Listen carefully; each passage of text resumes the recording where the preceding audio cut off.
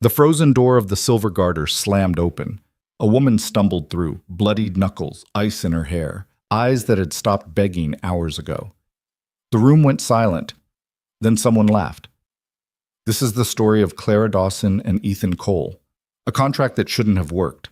A marriage that began with nothing but cold terms and colder weather. And somehow, against every odd stacked against them, it became something neither of them saw coming. Stick around until the end. Drop a comment telling me what city you're watching from. I want to see how far this story travels. The blizzard had teeth. Clara Dawson felt them in her lungs with every breath she dragged in, felt them shredding through the wool coat she'd stolen from a dead prospector 2 towns back. Her boots, someone else's boots, truth be told, had soaked through miles ago. The leather was stiff now, frozen into shapes that didn't match her feet. Every step sent pain shooting up through her ankles. 15 miles. That's what the railway clerk had told her before the tracks washed out. 15 miles to Leadville on foot, through a storm that was already burying the pass.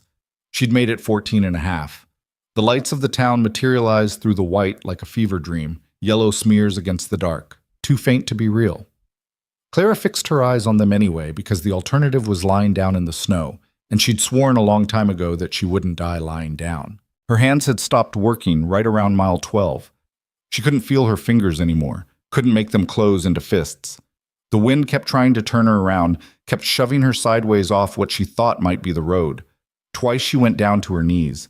Twice she got back up, teeth chattering so hard she bit her tongue and tasted blood. The Silver Garter saloon rose up in front of her like a wall. She hit the door with her shoulder because her hands wouldn't grip the handle. It didn't budge. She hit it again, harder, putting what was left of her weight behind it. The door crashed inward, and Clara went with it, stumbling across the threshold into a blast of heat and noise and lamplight that felt like a slap after hours in the dark. The saloon went quiet, not all at once. Conversations died in clusters, laughter cutting off mid-breath as heads turned toward the door. Clara caught herself on a chair that scraped backward under her weight. She stood there swaying, dripping melted snow onto sawdust floors, trying to remember how to make her mouth work. Well, hell. The voice came from behind the bar. A woman's voice, sharp and amused. Close the damn door, would you? You're letting the cold in. Clara turned her head. Couldn't see clearly yet. The warmth was making her eyes water. Or maybe that was just her body realizing it might survive after all. I said close it, less amused now. Someone near the door kicked it shut. The wind howled in protest and then cut off, leaving nothing but the crackle of the stove and the low murmur of voices picking back up. Clara's knees decided they were done. She went down hard, catching herself on the edge of a table. Her palms hit the wood and she felt nothing, just watched her hands flatten out like they belonged to someone else. Jesus Christ! A man's voice, closer. Someone get her out of here. She's half dead. More than half, looks like. That was the woman again, the bartender, Clara thought, though her vision was still swimming. You got money, girl? Clara's mouth opened. Nothing came out but a sound like air escaping from a broken bellows. That's what I thought. The bartender's footsteps approached, solid and unhurried. We're not a charity house. You want to warm up? You pay for a drink like everyone else. Clara tried to straighten up, made it about halfway before her vision tilted sideways and her stomach lurched. She hadn't eaten since yesterday morning, stale bread she'd found in a railway worker's coat pocket. Before that, 2 days of nothing but creek water and stubbornness. Look at her. Another voice, male, slurred with whiskey. Probably came here looking for work. Got that hungry look about her? Someone laughed. It was an ugly sound. What kind of work you think she's qualified for? This from a woman in a green dress, sitting on a man's lap near the stove. Can't even stand up straight. Maybe that's the appeal. More laughter. Clara's fingers twitched against the table. Somewhere under the cold and the exhaustion, anger flickered to life.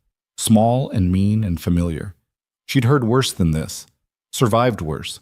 These people didn't know the first thing about her. All right, that's enough. The bartender's hand clamped down on Clara's shoulder. Not rough, exactly, but not gentle either. You can't pay. You can't stay. That's the rule. Clara forced her head up, forced herself to meet the woman's eyes. The bartender was older, maybe 50, with gray streaking through dark hair pulled back in a bun. Her face had the kind of hardness that came from years of dealing with drunks and gamblers and men who thought their money bought them anything they wanted. "I can work," Clara managed. Her voice came out raw, barely above a whisper. "I can... Can you, though?" The bartender's expression didn't change. "Because right now you look like you're about 3 seconds from passing out on my floor, and I don't need that kind of trouble." The room was watching now. Clara felt their eyes on her like weight, judgment and curiosity, and the particular kind of cruelty that came from boredom. She'd seen it before, in a dozen other towns, a dozen other desperate moments. People who had just enough to survive loved nothing more than watching someone who had less. Her legs were shaking. She couldn't stop them. "Please." The word scraped out of her throat. She hated the sound of it, hated the way it made her small, but pride didn't keep you warm and it didn't fill your stomach. "Just let me sit by the stove for an hour. I'll leave after that." "An hour?" The bartender laughed, short and sharp. "Honey, you won't make it outside in an hour. That storm's only getting worse." "Then You'll what? Die in a snowbank?" "Probably." The woman's hand dropped from Clara's shoulder. "But that's not my problem. I run a business here, not a refuge." Clara's vision blurred again. She couldn't tell if it was tears or just her body shutting down, piece by piece. Her hands were still flat on the table. She thought if she tried to lift them, they might just fall off. "This is painful to watch." The drunk man again, somewhere to her left. "Someone give her $1 so she can buy a drink and we can all stop pretending to care." "You give her $1 then." The woman in green. "Hell no. I worked for my money." "Didn't work too hard from what I hear about the claims up at your mine." The conversation shifted away from Clara, voices rising in familiar argument. She stood there swaying, forgotten now, just another piece of human debris the storm had thrown against the door. The heat from the stove was making her dizzy. Or maybe that was the hunger. Or maybe she really was dying, and this was just what it felt like. Standing in a warm room full of people who didn't see you, who wouldn't remember you tomorrow, while your body slowly came apart. She should move. Should turn around and walk back out into the storm, because at least out there, she wouldn't have to watch people decide she wasn't worth their time. At least the cold was honest about what it wanted, but her legs wouldn't move. "I'll cover her tab." The voice came from the back corner, quiet, but it cut through the noise like a knife through cloth. The room didn't exactly go silent this time, but conversations faltered, heads turned. Clara turned too, slower than the rest, her neck protesting the movement. A man sat alone at a corner table, half hidden in the shadow between 2 lamps. He hadn't been part of the watching crowd, hadn't laughed or offered commentary. Clara had the vague sense he'd been there the whole time, just separate from everything else happening in the room. The bartender's eyebrows went up. "You sure about that, Ethan? How much for a meal and a room for the night?" His voice had no particular inflection, just a question asked in the same tone he might use to ask about the weather. "Meals 50 cents, rooms $2. The bartender was studying him now, curious. "That's more charity than I've seen from you in 5 years." "It's not charity." The man, Ethan, pushed back from his table and stood. He moved like someone who didn't waste motion, everything economical and precise. "It's an investment." He crossed to where Clara stood clinging to the table. Up close she could see him better. Maybe 40, maybe younger and just worn down by life. Tall, lean in the way of men who did physical work every day. Dark hair, darker eyes, a face that gave nothing away. He looked at her for a long moment. Not the way the others had looked, not with judgment or pity or cruel amusement, just looked, like he was trying to figure something out. "You walked here," he said finally. Not a question. Clara nodded, didn't trust her voice. "How far?" She had to clear her throat twice before words came. 15 miles, from the railhead. Something flickered across his face. Surprise, maybe, or respect. It was gone before she could name it. "In this storm." Didn't have a choice. Everyone has a choice. He said it matter of fact, not arguing. "You chose not to quit." Clara didn't know what to say to that. Her brain was too slow, too focused on the simple act of remaining upright. Ethan turned to the bartender. "The meal and the room. Put it on my account." "You don't have an account, Ethan. You always pay cash." "Then start one." He pulled out a leather wallet. extracted bills with the same careful precision he seemed to apply to everything, and add a bath if she wants it. The bartender took the money, tucked it into her apron. Her expression had shifted into something harder to read, not quite approval, but close to it. Your money. Yes. He turned back to Clara. You have a name? Clara. Clara Dawson. Ethan Cole. No handshake, which was just as well since Clara's hands still weren't working right. You got family in Leadville? No. Work lined up? No. But you came anyway. She met his eyes. There was no judgment there, no trap she could see, but she'd learned a long time ago that people always wanted something. The question was what? Anywhere was better than where I was, she said. He nodded slowly, like she'd confirmed something he'd already suspected. Fair enough. Behind the bar, the woman was already moving, calling something to the kitchen, pulling out a bottle and a glass. The rest of the room had gone back to their business, the brief entertainment over. Clara's legs chose that moment to give out entirely. She went down fast, no grace to it, just a straight drop toward the sawdust floor. Ethan caught her. One arm around her back, the other under her elbow, keeping her upright with the same casual efficiency he seemed to apply to everything. She felt the solid weight of him, the warmth through his shirt, and her body made a decision her mind was too slow to authorize. It just collapsed into that support. Easy. His voice was close to her ear now, still quiet, still giving nothing away. When's the last time you ate? Clara tried to remember. The numbers wouldn't line up right. 2 days? Maybe 3. Jesus. It was barely a whisper, more breath than word. He shifted his grip, taking more of her weight. Maggie, forget the bath. Just the meal and the room, and have someone bring the food up. She's not going to make it through dinner down here. On it. The bartender, Maggie, was already moving toward the stairs, gesturing for them to follow. Clara wanted to protest, wanted to say she could walk, could manage on her own, didn't need to be carried up the stairs like an invalid. But wanting and doing were two different countries, and right now she was stuck in the gap between them. Ethan half walked, half carried her across the saloon floor. Clara caught fragments of conversation as they passed. Didn't think Cole had it in him. Probably just needs help around that place of his. Bet you $5 she's gone by mornings. The stairs were narrow and steep. Clara tried to help, tried to make her legs work, but they kept folding under her. By the third step, Ethan just picked her up entirely, one arm under her knees, the other around her back, and carried her the rest of the way. She should have been embarrassed, should have felt something about being handled like a child, about being this weak in front of a stranger. But exhaustion had burned through shame hours ago, leaving nothing but a kind of distant gratitude that someone else was making the decisions for a while. Maggie led them down a hallway to a room at the end. Small, just a bed and a washstand and a chair, but it was clean, and the window was shuttered tight against the storm. The bed had actual blankets, thick ones, not the thin railway-issue wool Clara had been sleeping under for weeks. Ethan set her down on the edge of the mattress. Clara's body recognized the softness immediately and tried to just tip over sideways. She caught herself on her elbow, barely. Food'll be up in 10 minutes, Maggie said from the doorway. There's water in the pitcher if she can manage it. Thank you. Maggie's eyes moved between them, sharp and assessing. You need anything else, you know where to find me. I do. She left, pulling the door most of the way closed behind her. Not all the way. Clara noticed that. Probably a house rule about men in the rooms with female guests. Smart policy.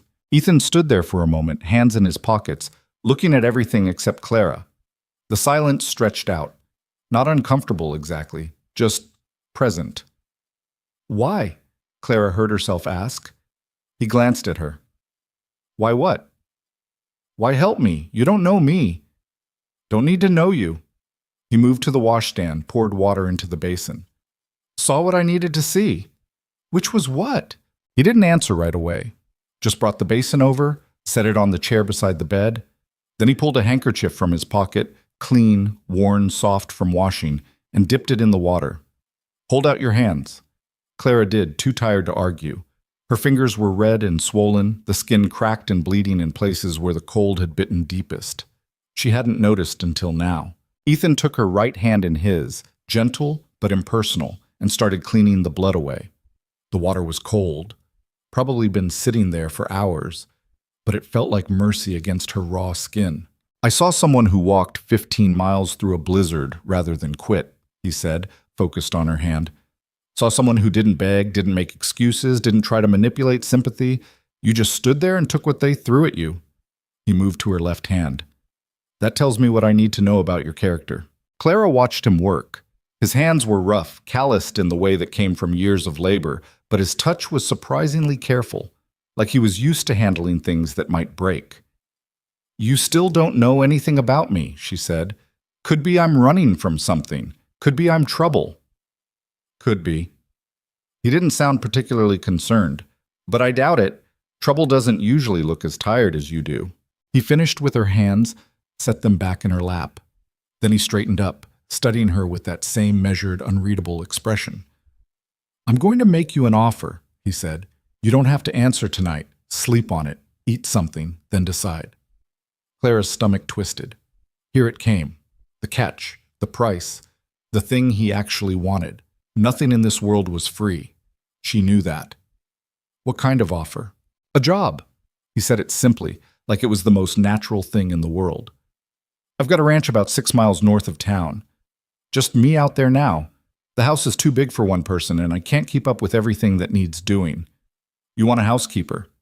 Clara kept her voice neutral. She'd heard this before, too. Job offers that turned into something else once you were isolated and dependent. I want help, yes. Cooking, cleaning, general maintenance of the house. But I'm not looking for a housekeeper. Then what are you looking for? Ethan met her eyes. A wife. The word landed between them like a stone dropped in still water. Clara stared at him, trying to make sense of what she'd just heard. What? A wife, he repeated, calm as if he'd just asked about the weather. Legal marriage, all the paperwork done proper. You'd run the household, manage things inside while I handle the ranch work. In exchange, you'd have a home, food, protection, and a wage. Clara's brain had stalled out somewhere around legal marriage. She opened her mouth, closed it, tried again. You're asking me to marry you. I'm offering you a contract. He pulled out the chair, sat down so they were closer to eye level. Not a romance, not a traditional marriage, a business arrangement between two people who both need something the other can provide. You need a wife. I need help. And you need a place to survive the winter. He leaned back, the chair creaking under his weight. This town isn't kind to women on their own, especially women with no money and no connections. You walked in that door half dead. If I hadn't covered your tab tonight, you'd be back out in that storm right now. Clara couldn't argue with that. It was true, and they both knew it. So you're, rescuing me? The words came out sharper than she intended. Being charitable to the poor frozen woman? No. His expression didn't change. I'm making a business proposition. You're capable. You proved that tonight. You're tough enough to walk 15 miles through a blizzard. That's the kind of person I can work with. Work with, not love. Not love, he agreed. I don't have that to offer anyone anymore. But I can offer respect, fair treatment, and a life that's a damn sight better than freezing to death in the mountains. Claire's hands were starting to hurt as feeling came back into them. She curled her fingers carefully, testing. Everything still worked, more or less. What happened to your first wife? She asked. Something shifted in his face. Not much, just a tightening around the eyes. She died. 2 years ago. Fever took her in 3 days. I'm sorry. So am I. He said it without sentiment, just stating a fact. But being sorry doesn't change anything. The ranch still needs running, and I can't do it alone anymore. So you decided to buy a wife. I'm not buying anything. His voice stayed level, but there was steel underneath now. I'm offering terms. You're free to refuse them. Free to walk away tomorrow morning with a full stomach and no obligations. I'll even give you enough money to make it to the next town if that's what you want. Clara studied him. He didn't look away, didn't flinch from her scrutiny. Whatever else Ethan Cole was, he believed what he was saying. She could see that much. What would the terms be? Exactly. Separate bedrooms. Your space is your own. I don't touch you unless you ask me to, and I won't ask. He counted them off without hesitation, like he'd already thought it through. You run the house however you see fit. I won't interfere with your decisions there. In exchange, you keep the place functioning. Meals, cleaning, basic maintenance. Anything beyond that we negotiate.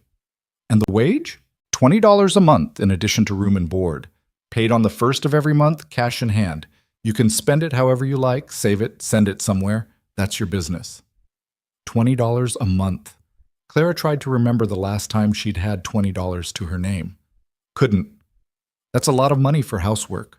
It's fair pay for full-time work. And it's not just housework, it's partnership. Someone I can rely on, someone who won't disappear when things get hard. He paused. The ranch isn't easy. Winters are brutal, summers aren't much better. Town 6 miles away on a good day, further when the roads are bad. You'd be isolated out there. I'm used to isolated. I believe that. He stood, moved back toward the door. Think about it. Tomorrow morning, you tell me yes or no. If it's yes, we go to the courthouse, make it legal, and you come home with me. If it's no, I'll give you $20 and wish you well. Clara's mind was spinning, trying to find the trap, the angle, the thing that would make this make sense. Men didn't just offer to marry strangers. They didn't lay out terms like a business contract and then walk away. Why me?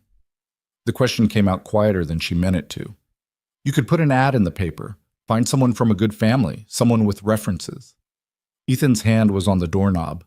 He looked back at her, and for the first time, something like emotion crossed his face, brief and complicated, and gone before she could name it. Because you walked 15 miles through a blizzard and didn't quit, he said. Because when that room full of people was laughing at you, you didn't beg or cry or try to make them feel guilty. You just stood there and took it. That's worth more than references. He opened the door, paused. One more thing. If you say yes tomorrow, there's no backing out after we sign the papers. I need someone I can count on, not someone who will run at the first hard winter. If you're not sure you can commit to that, say no now. And if I say yes and then things don't work out, then we deal with it honestly. But I don't quit on people who don't quit on me. His eyes held hers. You strike me as someone who understands that. He left then, pulling the door closed behind him. Not all the way, still following house rules, but enough to give her privacy. Clara sat on the edge of the bed, staring at the water basin on the chair, at her cleaned hands resting in her lap. Her brain was trying to process everything that had just happened, trying to find the logic in a stranger offering marriage to a woman he'd met 20 minutes ago. There was a soft knock, and a young woman, maybe 16 with flour on her apron, came in carrying a tray. The smell of hot food hit Clara like a physical force. Maggie said to bring this up, the girl said, setting the tray on the washstand. Beef stew and bread. Coffee if you want it, or there's water. Thank you. Clara's voice came out rough. The girl smiled, quick and sympathetic. You look like you've had a hell of a day. That's one way to put it. Well, eat up and get some sleep. Things usually look better in the morning. She headed for the door, then paused. Mr. Cole's a good man if that's what you're worrying about. Quiet. Keeps to himself, but he's never done wrong by anyone that I've heard. She left before Clara could respond. The stew was thick and rich, the kind of food that stuck to your ribs. Clara ate slowly at first, trying not to make herself sick, but her body had other ideas. She finished the whole bowl, sopped up the last of the gravy with the bread, and was considering licking the plate clean when her stomach finally sent up a signal that maybe she should stop. The coffee was strong and hot. She wrapped her hands around the cup, feeling the warmth seep into her still-cold fingers, and tried to think. Marriage. A contract, he'd called it. Business arrangement. Fair terms, separate rooms, a wage. It sounded too good to be real. And in Clara's experience, things that sounded too good to be real usually were. But what were her other options? She could say no, take his $20, and try to make it to the next town. Do what? Find another job that didn't exist, another place that didn't want her? She'd been running that race for 2 years now, ever since the factory closed and the boarding house burned and everything went to hell. Every town was the same. Every door closed in her face. Or she could say yes, marry a stranger, move to an isolated ranch, trust that he meant what he said about respect and separate rooms and fair treatment. Trust a man she'd known for less than an hour. Clara set the coffee cup down, looked around the small room. The bed was soft. The blankets were thick. The door had a lock on the inside. She'd noticed that right away, years of instinct checking for exits and safety. Tomorrow morning, she'd have to decide.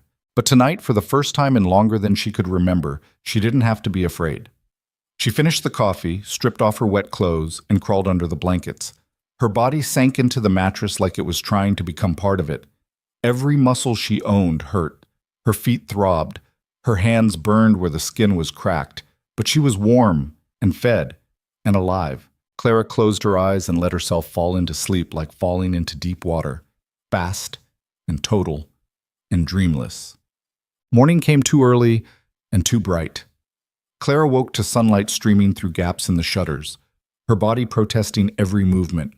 She'd slept hard, the kind of sleep that left you stiff and disoriented, unsure what time it was or where you were. The room, the saloon, the storm, Ethan Cole. The memories came back in a rush. Clara sat up slowly, every joint complaining. Her clothes from last night were still damp, draped over the chair where she'd left them. Someone had left a fresh pitcher of water on the washstand, along with a towel and what looked like a bar of soap. She washed as best she could in the cold water, trying to make herself presentable. Her reflection in the small mirror above the washstand wasn't encouraging. Hair a mess, dark circles under her eyes, skin still pale from cold and hunger. She looked like what she was, someone barely surviving. The question was whether she was ready to stop just surviving and try something else. Her stomach growled, reminding her that one meal wasn't enough to make up for days of nothing. Clara pulled on her still damp clothes, they'd have to do, and made her way downstairs. The saloon looked different in daylight, smaller, shabbier, the kind of place that depended on lamplight and whiskey to hide its flaws. A few early drinkers sat at the bar, and Maggie was wiping down tables with the efficient movements of someone who'd done this 1,000 times. She looked up when Clara came down. "You look better than last night. Still look like hell, but better." "Thanks." Clara approached the bar. "Is Mr. Cole outside? Been waiting about an hour." Maggie gestured toward the front door. "Said to tell you to take your time. No rush." "No rush." "Right." Clara's heart was beating faster than it should. She took a breath, squared her shoulders, and walked to the door. The storm had passed. Leadville lay under a blanket of fresh snow, everything clean and white and silent. The air was so cold it hurt to breathe, but the sky was clear, blue and endless and indifferent. Ethan Cole stood beside a wagon hitched to two sturdy horses, checking something on the harness. He looked up when the door opened, straightened. "Morning." "Morning." He didn't ask if she had slept well, didn't make small talk, just waited, patient and still, while Clara's brain tried to form words. "I thought about your offer," she said finally. "And?" Clara looked at him, really looked, trying to see past the careful neutrality, trying to find some hint of what kind of man he actually was. But his face gave nothing away, just waited for her answer. She thought about the 15 miles she'd walked, the doors that had closed, the nights sleeping in railway stations and abandoned buildings, the slow, grinding certainty that she was running out of options, running out of time, running out of everything. She thought about his words from last night. "I don't quit on people who don't quit on me." "I have a question first," Clara said. "All right. If I do this, if I say yes and we sign the papers and I go out to your ranch, what happens the first time we disagree about something? The first time I do something you don't like?" Ethan considered that. "We talk about it, like adults. And if talking doesn't work, then we keep talking until it does. Or we agree to disagree and find a compromise." He tilted his head slightly. "What are you really asking?" Clara met his eyes. "I'm asking what happens when it stops being convenient for you to keep your word." Understanding flickered across his face. Not offense, not anger, just recognition. "You want to know if I'm a man who keeps my promises when they cost me something?" "Yes." He was quiet for a long moment. Then he reached into his coat and pulled out a small leather journal, flipped through pages until he found what he was looking for. "3 years ago, I hired a man to help with the cattle drive," he said, reading from the journal. "Paid him half up front, half on completion. 2 days in, his horse broke a leg. He wanted to go back, said he couldn't do the work without the horse. I could have called the contract void, kept his deposit. Would have been within my rights." "But you didn't." "No." I loaned him one of my horses to finish the drive, then paid him the full amount when we got to market. He closed the journal. Cost me a good horse and the money, but a deal's a deal. Clara's hands were shaking. She shoved them in her pockets. That's one story. You want another? He didn't wait for an answer. Last winter, the neighbor's fence came down in a storm. His cattle got into my pasture, ate my hay, tore up the ground. Could have charged him for the damage. Instead, I helped him fix his fence and told him to forget about it. Ethan's eyes were steady on hers. I don't keep my word because it's easy, Clara. I keep it because that's the only thing about a man that actually matters. The word settled into Clara's chest, heavy and solid. She wanted to believe him, wanted to trust that this stranger was what he appeared to be. But wanting and reality were different countries. If I say yes, she said slowly, and things go wrong, if you decide you made a mistake or I'm not what you needed, you'll let me go. With the money you promised, no strings. I will. No hesitation. You have my word, and if you want it in writing, we'll add it to the contract. The contract. I had my lawyer draw it up last night. He pulled out a folded sheaf of papers from his inside pocket. All the terms we discussed, separate quarters, wage, conditions of the arrangement, and a clause that says either of us can end the agreement with 30 days' notice, and you leave with whatever wages you've earned plus a severance of $100. Clara took the papers with numb fingers, scanned the words, dense legal language that she only half understood, but the key points were clear enough. Everything he'd said was there, in black and white. This is insane, she heard herself say. Maybe. He didn't sound bothered by the assessment. But it's also practical. We both need something. This arrangement gives us both a chance to get it. The horses stamped in the snow, breath steaming in the cold air. Somewhere down the street, a door slammed. Life going on, indifferent to the decision Clara was trying to make. She looked down at the contract in her hands, then up at Ethan's face, weathered and patient and waiting. If I do this, she said, I work hard. I don't cheat, I don't steal, and I don't quit when things get difficult. But I also don't take orders like a servant. If this is a partnership, it's equal. Agreed. And if you break your word, if you go back on any of this, I walk and I take everything I'm owed. Fair enough. Claire's heart was hammering now. This was crazy. This was the stupidest thing she'd ever considered, marrying a stranger, moving to an isolated ranch, trusting a man she'd known for less than 24 hours. But the alternative was the storm, the cold, the slow grinding certainty of failure. Yes, she said. The word came out steady, stronger than she felt. I'll do it. Ethan's expression didn't change, but something in his posture relaxed, just slightly, like a weight lifting. All right then, courthouse opens at 9. We'll sign the papers, make it legal, then head out to the ranch. Just like that. Just like that. He gestured to the wagon. I brought some of my late wife's clothes. They're in the back. Probably won't fit perfect, but they're better than what you've got. Clara looked at the wagon bed. There was a trunk there, old but well maintained. Her throat tightened unexpectedly. You don't have to. Can't have my wife freezing to death on the way home, he said. Matter of fact, practical. Doesn't make sense. My wife. The words felt strange, foreign.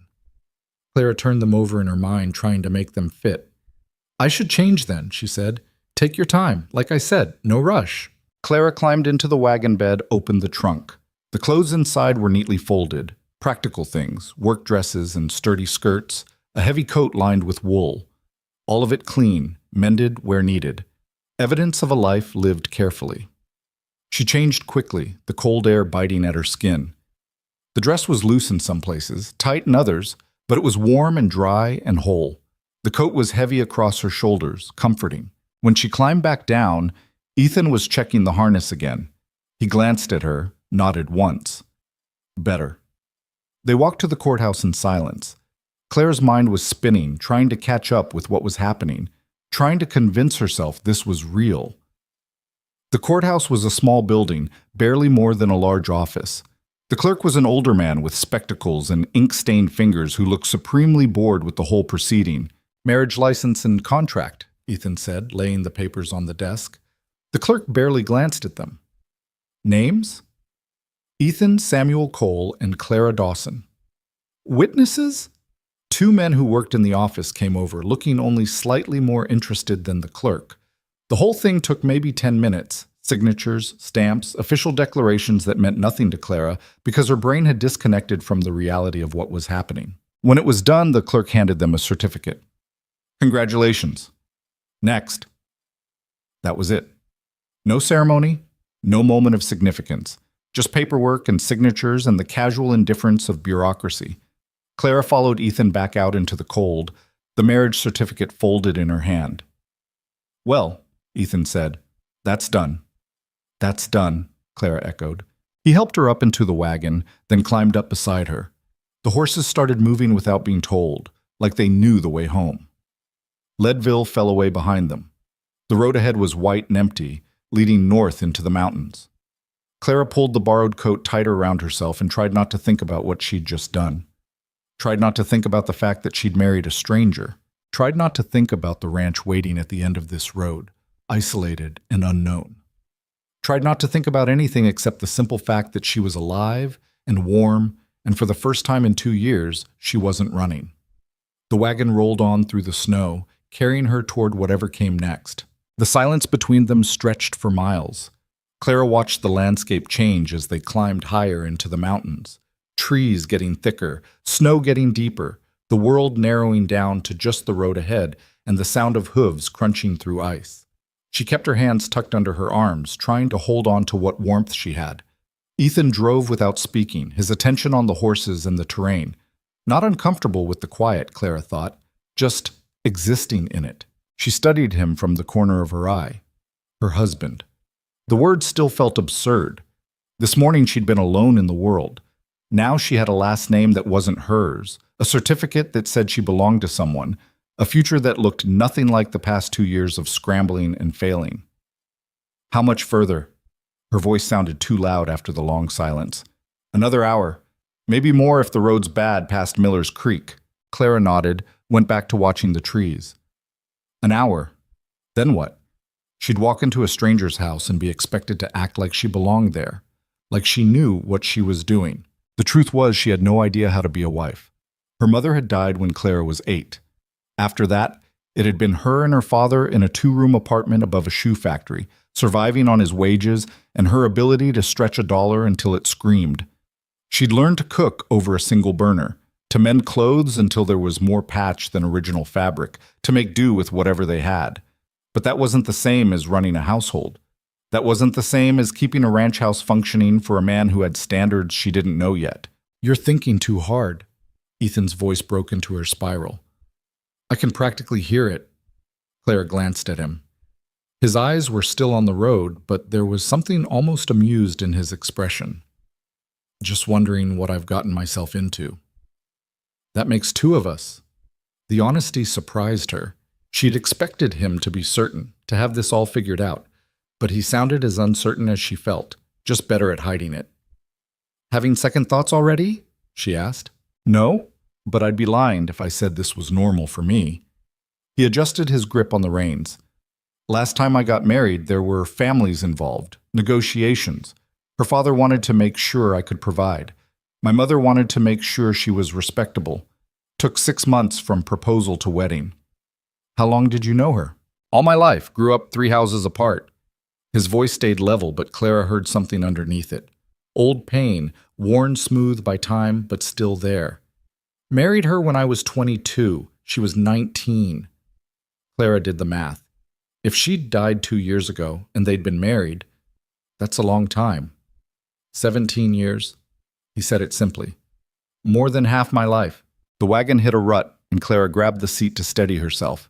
Ethan didn't seem to notice, just guided the horses through without breaking stride. I'm not trying to replace her, Clara said. Needed to say it, needed him to understand. I don't know if that's what you want, but I can't be... I'm not asking you to be her. He cut her off, not unkind, but firm. Anna was... She was gentle, patient, good with people in a way I've never been. She could walk into a room and everyone would feel easier. He paused. You're not like that. Clara's spine stiffened. No, I'm not. I didn't mean it as criticism. Ethan glanced at her. You're harder, more direct. That's not a bad thing, it's just different. I'm not looking for a copy of what I had. I'm looking for someone who can survive what comes next. And you think I can? You walked 15 miles through a blizzard. Most people would have quit at mile 5. He turned his attention back to the road. Yeah, I think you can. They passed through a section of forest where the trees grew so close together they blocked out most of the sky. It was darker here, colder. Clara pulled the coat tighter. Tell me about the ranch, she said. What am I walking into? Ethan considered that. House is 2 stories, 4 bedrooms upstairs, living area and kitchen downstairs. Built it myself after Anna and I married. Took 3 years to finish properly. It's solid, but it needs work. Roof leaked last winter. Couple of windows need replacing. Chimney smokes if the wind's wrong. How much land? 300 acres, give or take. Most of it's grazing land for the cattle. Got about 60 head right now, down from 90 before Anna died. He said it matter of fact, but Clara heard the weight behind it. Lost some to disease, sold others when I couldn't keep up with the work. Just you running all of it? Had a hired man until last fall. He moved on to a bigger operation in Wyoming. Haven't been able to replace him yet. Ethan shifted on the seat. That's part of why I need help. Can't do it all alone anymore. Clara processed that. 300 acres, 60 cattle, a house that needed repairs, all of it resting on the shoulders of one man who'd been trying to do the work of 3. What happened to the neighbors? You said someone's fence came down. Nearest neighbor is 4 miles east. Family called the Prescotts. They're good people, keep to themselves mostly. There's a few other ranches scattered around, but we're not exactly close. Town's the only regular contact most of us have. 4 miles to the nearest neighbor, 6 miles to town. Clara tried to imagine that kind of isolation and couldn't quite manage it. She'd spent her whole life in cities, surrounded by people and noise and the constant press of humanity. The idea of that much empty space felt both terrifying and oddly appealing. You getting scared? Ethan asked. Should I be? Probably. He almost smiled. But I figure if you scare easy, you wouldn't have made it this far. The trees opened up and suddenly they were crossing a wide meadow, snow unmarked except for animal tracks. In the distance, mountains rose up like broken teeth against the sky. It's, Clara searched for the right word. Big. Yeah, takes some getting used to. Ethan pointed ahead. Creek's just past that ridge. Once we cross that, we're on ranch land. 10 minutes later, they forded the creek. Shallow enough that the wagon barely had to slow down, the water running fast and black between chunks of ice. On the other side, the road narrowed to little more than wagon ruts through the snow. And then Clara saw it. The house sat in a clearing carved out of the forest. 2 stories of dark wood and stone with a wide porch wrapping around the front. Smoke rose from the chimney, thin and gray against the white sky. Behind it, she could see outbuildings, a barn, what looked like a chicken coop, a structure she couldn't identify. It looked lonely. That was the word that came to mind, like a house waiting for people who'd stopped coming. Ethan pulled the wagon up to the front porch and set the brake. For a moment, he just sat there, looking at the house like he was seeing it for the first time. Well, he said finally, here we are. Clara climbed down before he could offer help, her legs stiff from the cold and the long ride. The snow came up past her ankles, soaking into the borrowed boots within seconds. The front door wasn't locked. Ethan pushed it open and gestured for her to go first. The interior was dim and cool. The fire in the main room burned down to embers. Clara's eyes adjusted slowly. A large open space with a stone fireplace at one end, a kitchen area at the other, furniture that looked handmade and sturdy, rugs on the floor, curtains on the windows. Everything clean but impersonal, like a house that had forgotten how to be a home. I kept the fire going this morning before I left, Ethan said, moving past her to the fireplace. Should warm up quick once I get it built back up. Clara stood in the doorway, trying to take it all in. The ceiling was higher than she'd expected, rough-cut beams crossing overhead. A staircase led up to the second floor. Windows on 3 sides let in pale winter light. Kitchen's through there, Ethan gestured without looking up from the fire. Pantry's stocked. I went to town 2 days ago. Well's out back, but there's a pump in the kitchen that works most of the time. Freezes up sometimes in deep winter. He was talking like a man giving a tour, not like a husband bringing home a wife. Clara appreciated that, made it easier to think of this as a job, a position she'd taken, not a life she'd stepped into. Bedrooms? She asked. Ethan stood, brushing his hands off on his pants. Upstairs. I'll show you. She followed him up the narrow stairs, her hand on the railing. The wood was smooth, worn by years of use. At the top, a hallway ran the length of the house with doors on both sides. That's mine. He pointed to the door at the far end. You can take any of the others. This one, he opened the door closest to the stairs, was Anna's sewing room. But it's got a bed, a wardrobe, decent light. Clara stepped inside. The room was smaller than she'd expected, but not cramped. A single bed against one wall, a wardrobe opposite, a window overlooking the front yard. The walls were bare except for a few hooks for hanging clothes. It's fine, she said. There's linens in the wardrobe. If you need anything else, let me know. Ethan stood in the doorway, hands in his pockets. I'll bring your trunk up. I don't have a trunk. He paused. Right. The clothes then. From the wagon. Those aren't mine. They were your wife's. They're yours now. He said it with finality. Anna's not coming back for them, and they'll fit you well enough. No sense in letting them go to waste. Clara wanted to argue, but the practical part of her brain that had kept her alive for 2 years pointed out that she had exactly one change of clothes to her name, and both were currently wet. Pride was a luxury she couldn't afford. All right, she said. Thank you. Ethan nodded and disappeared down the stairs. Clara heard his footsteps cross the main room, the front door open and close.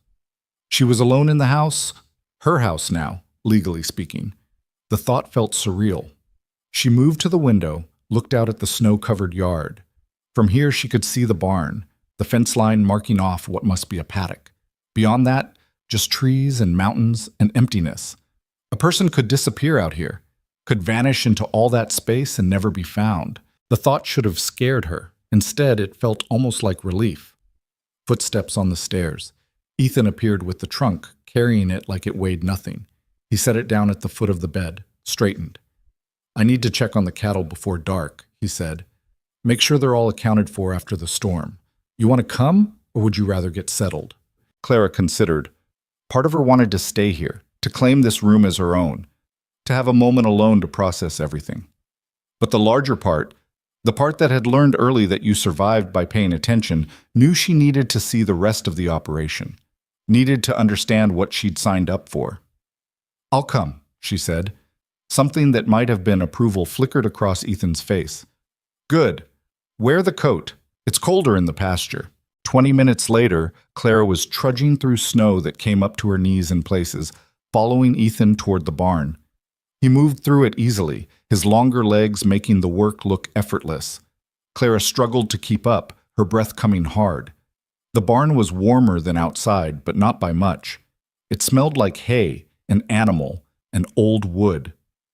4 horses looked up from their stalls when they entered, and from somewhere deeper in the building, Clara heard the low sound of cattle. Keep them in the barn during storms, Ethan explained, moving down the aisle to check each stall. Turn them out to pasture when the weather's clear. Right now, I've got the pregnant cows separated. They're due to calve in the next few weeks. Clara followed him, watching as he examined each animal with practiced efficiency. Checking hooves, looking at eyes, running his hands over their sides. He spoke to them in low tones, not quite words, just sounds meant to soothe. You know what you're doing with cattle? He asked, without looking at her. No, never been around them. I'll teach you the basics. Don't need you doing the heavy work, but it helps if you can recognize when something's wrong. He moved to the next stall. This one's Bess. She's old, probably won't make it through another winter. But she was Anna's favorite, so I keep her comfortable. The cow, Bess, was gray around the muzzle, her eyes patient and tired. Clara reached out tentatively, touched her flank. The hide was warm under her hand, solid and real. She's gentle, Clara said. Most of them are, if you don't spook them. Ethan finished his inspection, moved toward the back of the barn. Come on, want to show you something. He led her through a door at the rear into what looked like a feed room. Sacks of grain stacked against one wall, tools hanging from hooks, shelves holding supplies Clara couldn't identify. But Ethan wasn't pointing at any of that.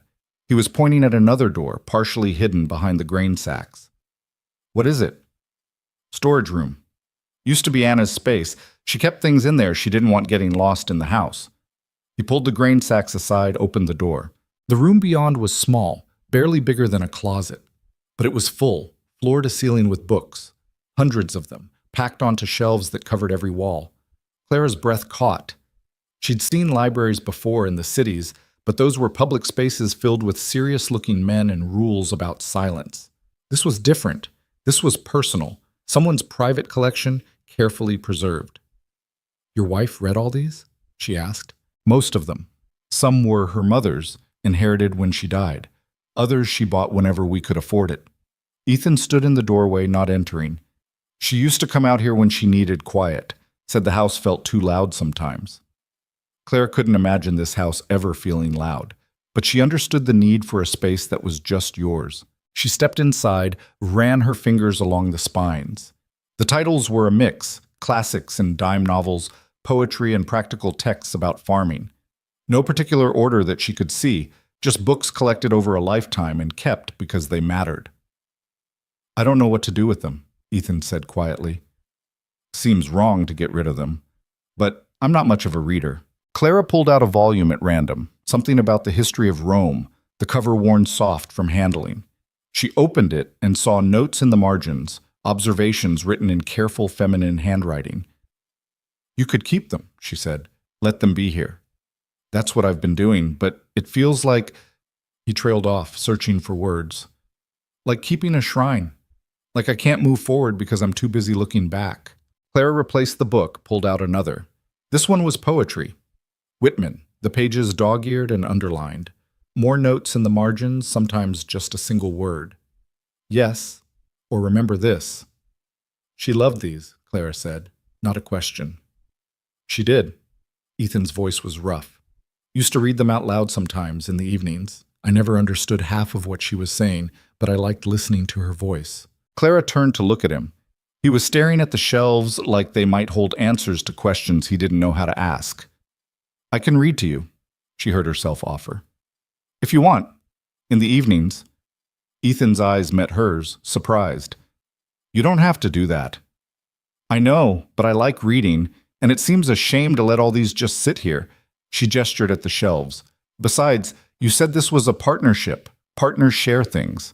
He was quiet for a long moment. Then he nodded, just once. "All right, if you want to." They stood there in the small room surrounded by a dead woman's books, and Clara felt something shift. Not quite connection, not quite understanding, but the beginning of something. A foundation being laid. "I should finish checking the herd," Ethan said finally. "You can stay here if you want, or come back to the house. I'll come with you." Clara stepped out of the room, waited while he closed the door, and moved the grain sacks back into place. "I need to learn this place anyway." They spent the next hour walking the pasture, checking fence lines and counting cattle. Ethan pointed out landmarks, the creek that ran through the eastern section, the stand of aspens that marked the property line, the hill where the grass grew thickest in summer. He talked like a man cataloging his holdings, making sure she understood what she'd become responsible for. Clara listened and tried to remember it all, knowing she'd forget half of it and have to learn it again through trial and error. But that was fine. She was good at learning from mistakes, had a lifetime of practice. By the time they got back to the house, the sun was starting to set. Early this far into winter, the light dying before 4 o'clock. Ethan went to tend the horses while Clara let herself in the front door, her body aching from the walk and the cold. The fire had burned down again. She built it back up, working from muscle memory. Her father had taught her this when she was 6, said it was the first thing you learned if you wanted to survive. The flames caught, grew, started pushing warmth into the room. Clara stood there for a moment, hands extended toward the heat, and let herself acknowledge the truth she'd been avoiding all day. This was real. She'd actually done it. Married a stranger, moved to the middle of nowhere, committed herself to a life she couldn't begin to predict. No going back now. The front door opened and Ethan came in, stamping snow off his boots. He glanced at the fire, at Clara, and something in his expression eased. "Good. You figured out the fireplace." "Not my first time." "No, I don't imagine it is." He crossed to the kitchen area, started pulling things out of the pantry. "You hungry?" Clara realized she was. Starving, actually. The meal at the saloon felt like days ago instead of hours. Yes. Can you cook? Depends what you mean by cook. I can make food edible. Won't win any prizes. Edible's all I need. He set a pot on the stove, started filling it with water from the pump. Anna used to make this stew, beef and vegetables. Nothing fancy, but it's stuck to your ribs. I've been trying to recreate it for 2 years and can't get it right. You want to try? Clara moved to the kitchen, looked at the ingredients he'd laid out. Beef, potatoes, carrots, onions, some herbs she didn't recognize. All the components of something that should be simple, but probably had a dozen small steps that made the difference between edible and good. I can try, she said. No promises. That's all anyone can do. They worked in silence, Ethan showing her where things were kept, Clara chopping vegetables with a knife that needed sharpening. It wasn't comfortable exactly, too much awareness of each other, too much careful distance maintained. But it wasn't awful either. Just two people trying to figure out how to exist in the same space. The stew came together slowly. Clara added the ingredients in what seemed like the right order, adjusted the heat, tasted, and added salt when it seemed too bland. Ethan set the table, 2 places across from each other, and sliced bread from a loaf that looked homemade but had gone slightly stale. When the food was ready, they sat down without ceremony. Clara filled 2 bowls, handed one across the table. Ethan took a bite, chewed thoughtfully, swallowed. It's not hers, he said finally. But it's good. Better than what I've been making. Clara tried her own bowl. It was decent. Not great, but filling and warm. The kind of food that would keep you alive through a hard winter. I'll get better at it, she said. Just need practice. You've got time. They ate in silence. Outside, the wind was picking up, rattling the windows. Clara found herself listening to the sounds of the house, the creak of wood settling, the hiss of the fire, the quiet rhythm of Ethan's breathing across the table. This was her life now. These sounds, this space, this man who was legally her husband but might as well have been a stranger. She needed to make it work. Because the alternative, going back to the cold and the hunger and the constant fear, wasn't an option she could stomach. Tomorrow, Ethan said, breaking the silence, I'll show you the rest of the property. Introduce you to the chickens, explain how the pantry system works, that sort of thing.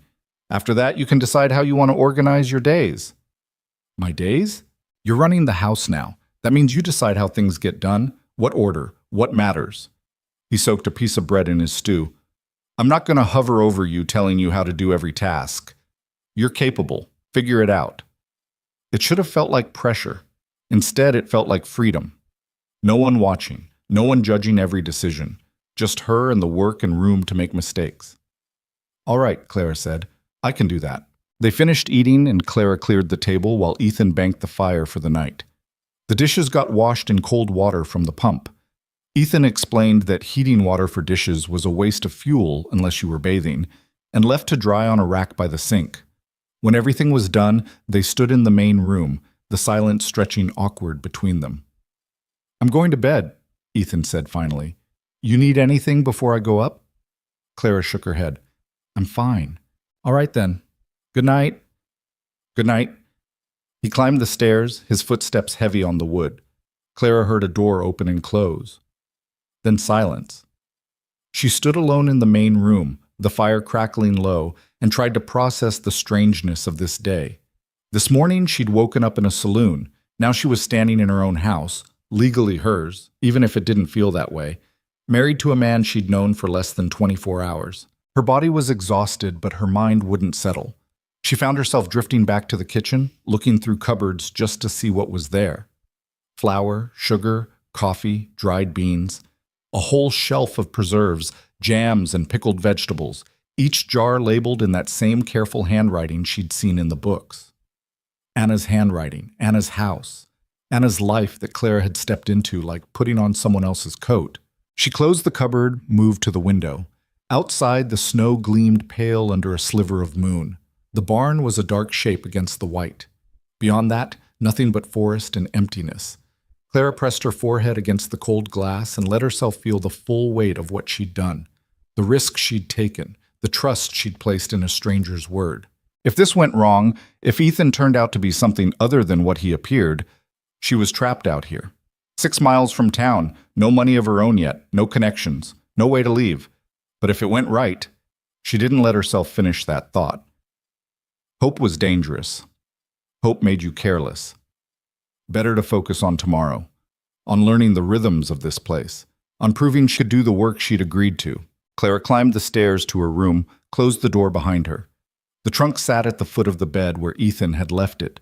She opened it, looked at the clothes inside, dresses and skirts and undergarments, all neatly folded, all belonging to a woman who'd lived here for 17 years before dying and leaving this strange gap that Clara was supposed to fill.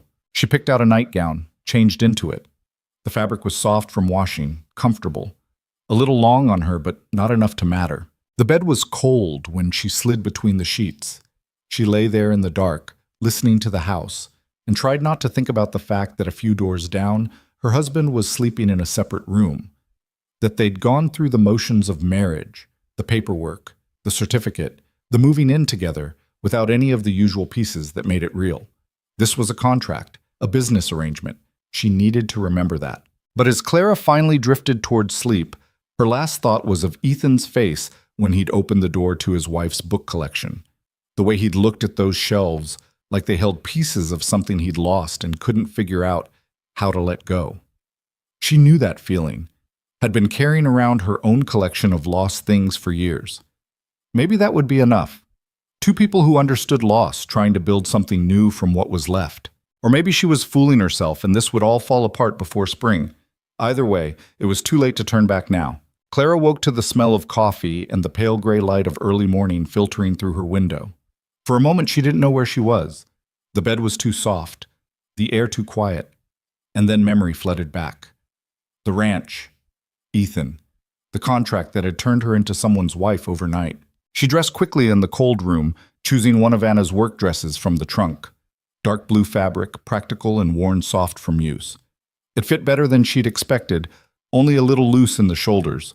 Clara braided her hair back, splashed cold water on her face from the washstand, and went downstairs. Ethan was already at the kitchen table, a cup of coffee in front of him and a ledger open beside his plate. He looked up when she came down, nodded a greeting. "Coffee's fresh," he said. "Cups are in the cupboard by the sink." Clara poured herself a cup, wrapped her hands around it for warmth. The coffee was strong and bitter, the way men who worked outside tended to make it.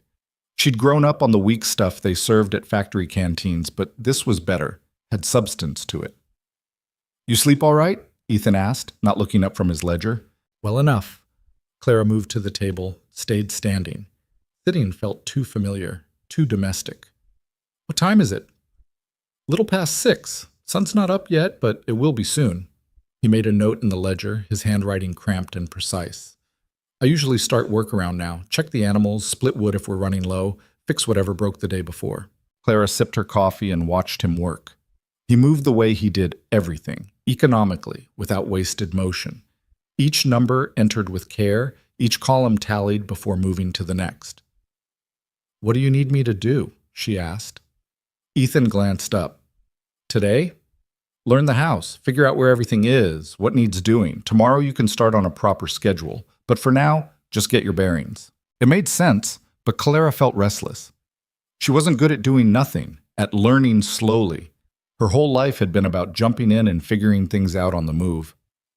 "I can feed the chickens," she offered, "if you show me how." Something that might have been amusement flickered across his face. "Feeding chickens isn't complicated, but sure, I'll show you." He closed the ledger, drained his coffee, and stood. Clara followed him out the back door into air so cold it hurt to breathe. The chicken coop was a small structure about 30 yards from the house, raised off the ground to keep predators out. Ethan opened the door, and immediately a dozen hens started clucking and crowding toward them. "They're hungry," he said, reaching for a bucket hanging by the door. "Feed's in here. Just scatter it on the ground. They'll fight over it, but that's normal.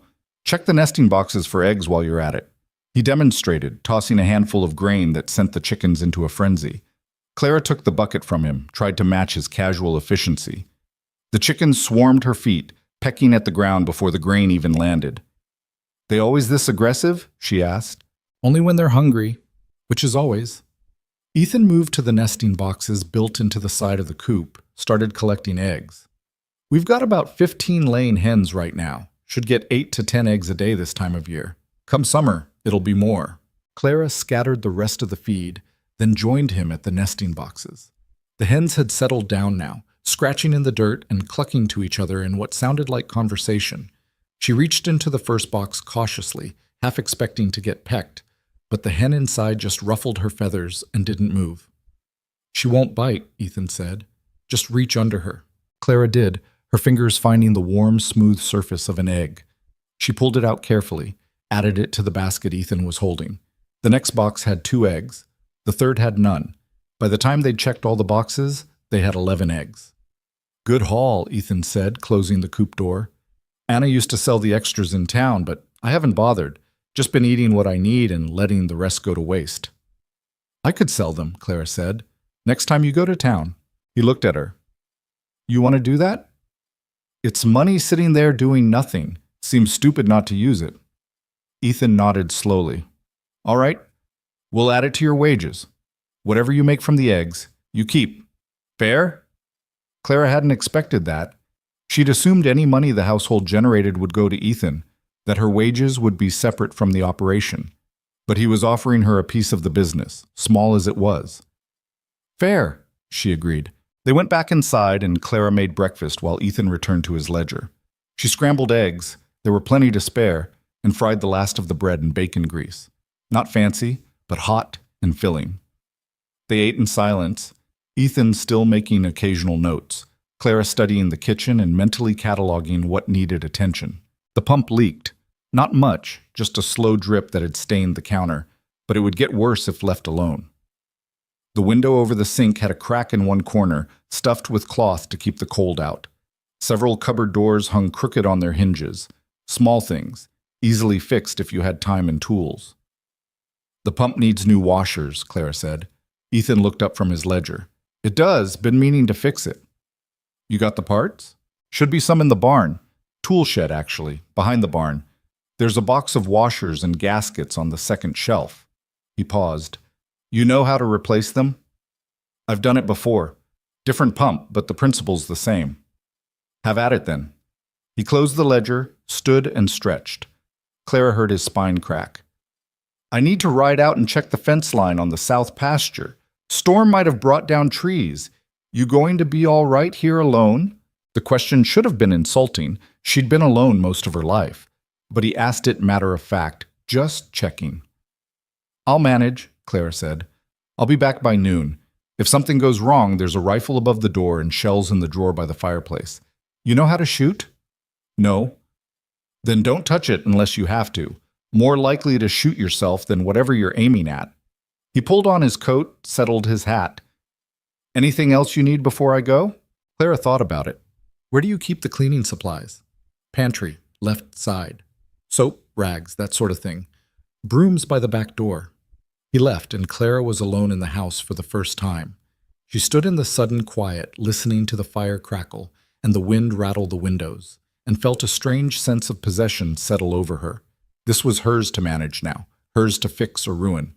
No one looking over her shoulder, no one telling her she was doing it wrong. She started with the pump, found the tool shed exactly where Ethan said it would be, dug through the box of parts until she found washers that looked like they'd fit. The work was fiddly and cold. Her fingers went numb within minutes, but she'd done harder repairs in worse conditions. An hour later, the pump was no longer leaking, and the handle moved smoothly instead of catching. Small victory, but it felt good. Next, she tackled the kitchen properly, scrubbed the counters until the stains came up, organized the cupboards so things made sense, swept the floor, and beat the rugs outside until her arms ached. The physical work felt right, felt like something she could control. By the time Ethan returned, she'd moved on to the main room. The windows were clean, the floor swept, the furniture rearranged slightly to make better use of the space. She'd found a box of old rags and used them to polish the table until it gleamed. Ethan stood in the doorway, looking around with an expression Clara couldn't quite read. "You've been busy," he said finally. "Place needed it." Clara wrung out the rag she'd been using, dropped it in the bucket of dirty water. "Found some things that need attention. That window over the sink is cracked. A couple of the cupboard doors need rehinging, and the floorboards near the stove are loose. I'll add them to the list." He crossed to the fire, held his hands out to warm them. South fence is fine. Lost one post, but nothing major. Should hold until spring. Clara picked up the bucket, carried it to the back door to dump. When she came back, Ethan was still standing by the fire, something thoughtful in his posture. "What?" she asked. "Nothing, just the house feels different. Can't put my finger on it. I moved some furniture and cleaned, that's all." "No, it's more than that." He looked around the room again, like he was trying to identify what had changed. "It feels lived in. Hasn't felt like that in a long time." Clara didn't know what to say to that, so she said nothing. Just went back to the kitchen and started preparing lunch from the leftovers of breakfast and some potatoes she'd found in the pantry. They fell into a routine over the next few days. Ethan would wake early, start the coffee, disappear outside to handle the livestock and whatever repairs the ranch demanded. Clara would take over the house, cooking, cleaning, organizing, slowly learning the rhythms of a place that was starting to feel less foreign. They'd eat meals together in relative silence, exchange the minimum number of words needed to coordinate their work, then retreat to separate parts of the house until bedtime. It wasn't comfortable exactly, but it was functional. They moved around each other like dancers learning a new choreography, careful not to step on each other's toes. On the fourth day, Clara made bread. She'd been putting it off because she'd never been particularly good at it. Her father had preferred to buy bread from the bakery, said it was cheaper than wasting flour on her failed attempts. But the loaf Ethan had been working through was down to crumbs, and she couldn't justify a 6-mile trip to town just for bread. The dough fought her. It was too sticky, then too dry. She added flour, added water, kneaded until her arms burned. The whole process took most of the morning, and when she finally got the loaves in the oven, she wasn't convinced they'd be edible. Ethan came in for lunch and stopped short when he saw the loaves cooling on the counter. "You made bread," he said. "Tried to. Don't know if it worked yet." He cut a slice, examined it critically.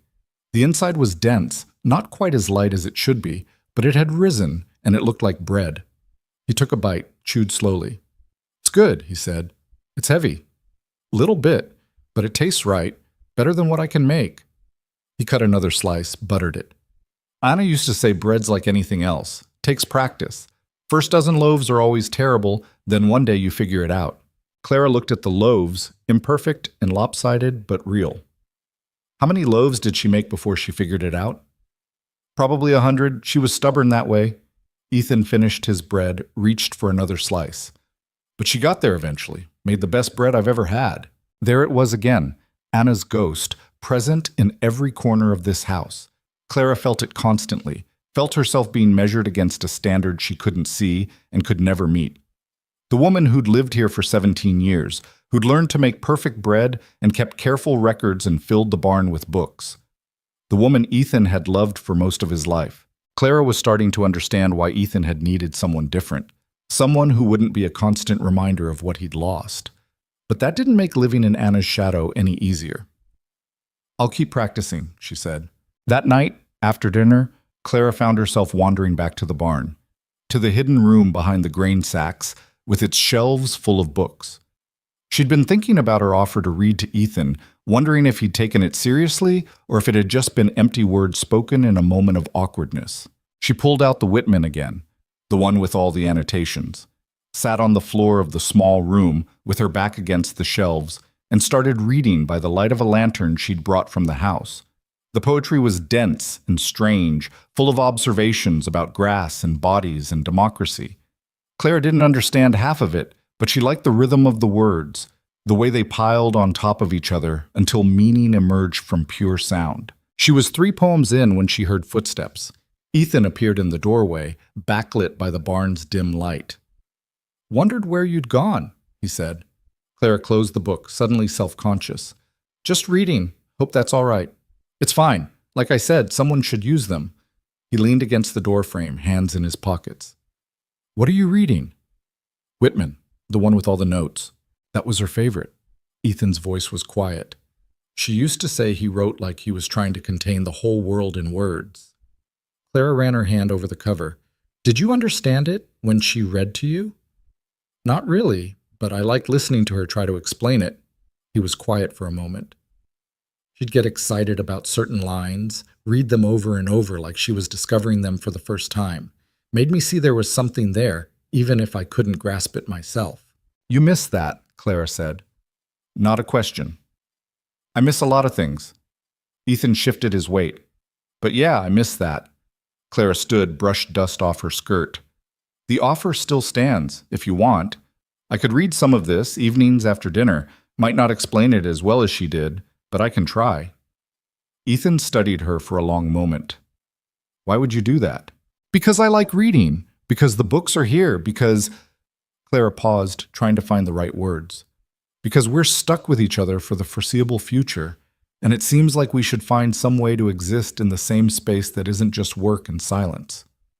A small smile crossed Ethan's face, the first real smile Clara had seen from him. It changed his whole expression, made him look younger, less worn down by grief. All right, he said, let's try it. So that night, after the dishes were done and the fire was built up, Clara sat in one of the chairs by the fireplace with the Whitman in her lap, and Ethan sat across from her with his ledger and a pencil. She started reading, self-conscious at first, stumbling over words, feeling his attention on her like weight. But after a few minutes, she forgot to be nervous, just focused on the rhythm of the language, letting it carry her along. Ethan didn't interrupt, didn't ask questions, just listened while he worked on his accounts, occasionally looking up when Clara paused at a particularly strange passage. When she'd read for about 20 minutes, her voice starting to go hoarse, she closed the book. That's probably enough for tonight, she said. Ethan nodded. That was good. Different from how Anna read it, but good. Different how? She used to perform it almost, change her voice for different parts, add emphasis. You read it straight, like you're trying to understand it as you go. Clara wasn't sure if that was a compliment or criticism. Is that bad? No, just different. He closed his ledger, set it aside. I think I might actually understand it better your way. Less performance, more substance. They sat there for a moment, the fire crackling between them, and Clara felt something shift in the space. The careful distance they'd been maintaining, the formality of strangers sharing a house, had cracked slightly. Not broken, but cracked. Enough to let something else start seeping through. The readings became routine. Every evening after dinner, Clara would retrieve a book from the barn. Sometimes the Whitman, sometimes something else from Anna's collection, and read while Ethan worked on his accounts, or mended tools, or just sat and listened. They didn't talk much during these sessions, but the silence felt different now. Less awkward, more companionable. 2 weeks into their marriage, the first real test came. Clara was in the chicken coop collecting eggs when she heard shouting from the direction of the south pasture. She dropped the basket, eggs cracking, chickens scattering, and ran. Ethan was in the paddock with one of the pregnant cows, and something was clearly wrong. The cow was down on her side, breathing hard, her eyes rolling with pain. Ethan was next to her, his hands covered in blood, his face tight with concentration. "What happened?" Clara shouted over the fence. "She's calving early. Calf's breech." Ethan didn't look up. "Need you to get me towels, as many clean ones as you can find. And hot water." Clara ran. Back to the house, up the stairs, grabbing every towel from the linen closet. She filled the biggest pot she could find with water, got it on the stove, built up the fire underneath until it was roaring. Then she ran back to the paddock with the towels. Ethan had both arms inside the cow now, working by feel. His face was white, sweat dripping despite the cold. "Water coming?" he asked through gritted teeth. "Heating, 5 minutes maybe." "Good. I need you to stay here. When I tell you, you're going to push down on her abdomen, right here." He gestured with his elbow to a spot on the cow's swollen belly. "Push hard. Understand?" Clara's stomach lurched. She'd never done anything like this, never even been close to a birthing animal. But Ethan needed help, and she was the only one here. "I understand," she said. The next 20 minutes were the longest of Clara's life. She ran back and forth between the house and the paddock, bringing hot water, bringing more towels, doing whatever Ethan told her to do. He worked with grim determination, talking to the cow in low tones, his hands moving inside her with practiced precision. "Now," he said suddenly, "push. Hard as you can." Clara pressed down where he'd indicated, putting her full weight into it. The cow bellowed, thrashing weakly, and Clara almost lost her grip. "Keep pushing," Ethan commanded. "Don't stop." Clara pushed harder, her arms shaking with effort, She felt something shift under her hands, felt the cow's muscles contracting. "Got it," Ethan said. "Got the legs. One more push." Clara pushed. The cow made a sound like nothing Clara had ever heard.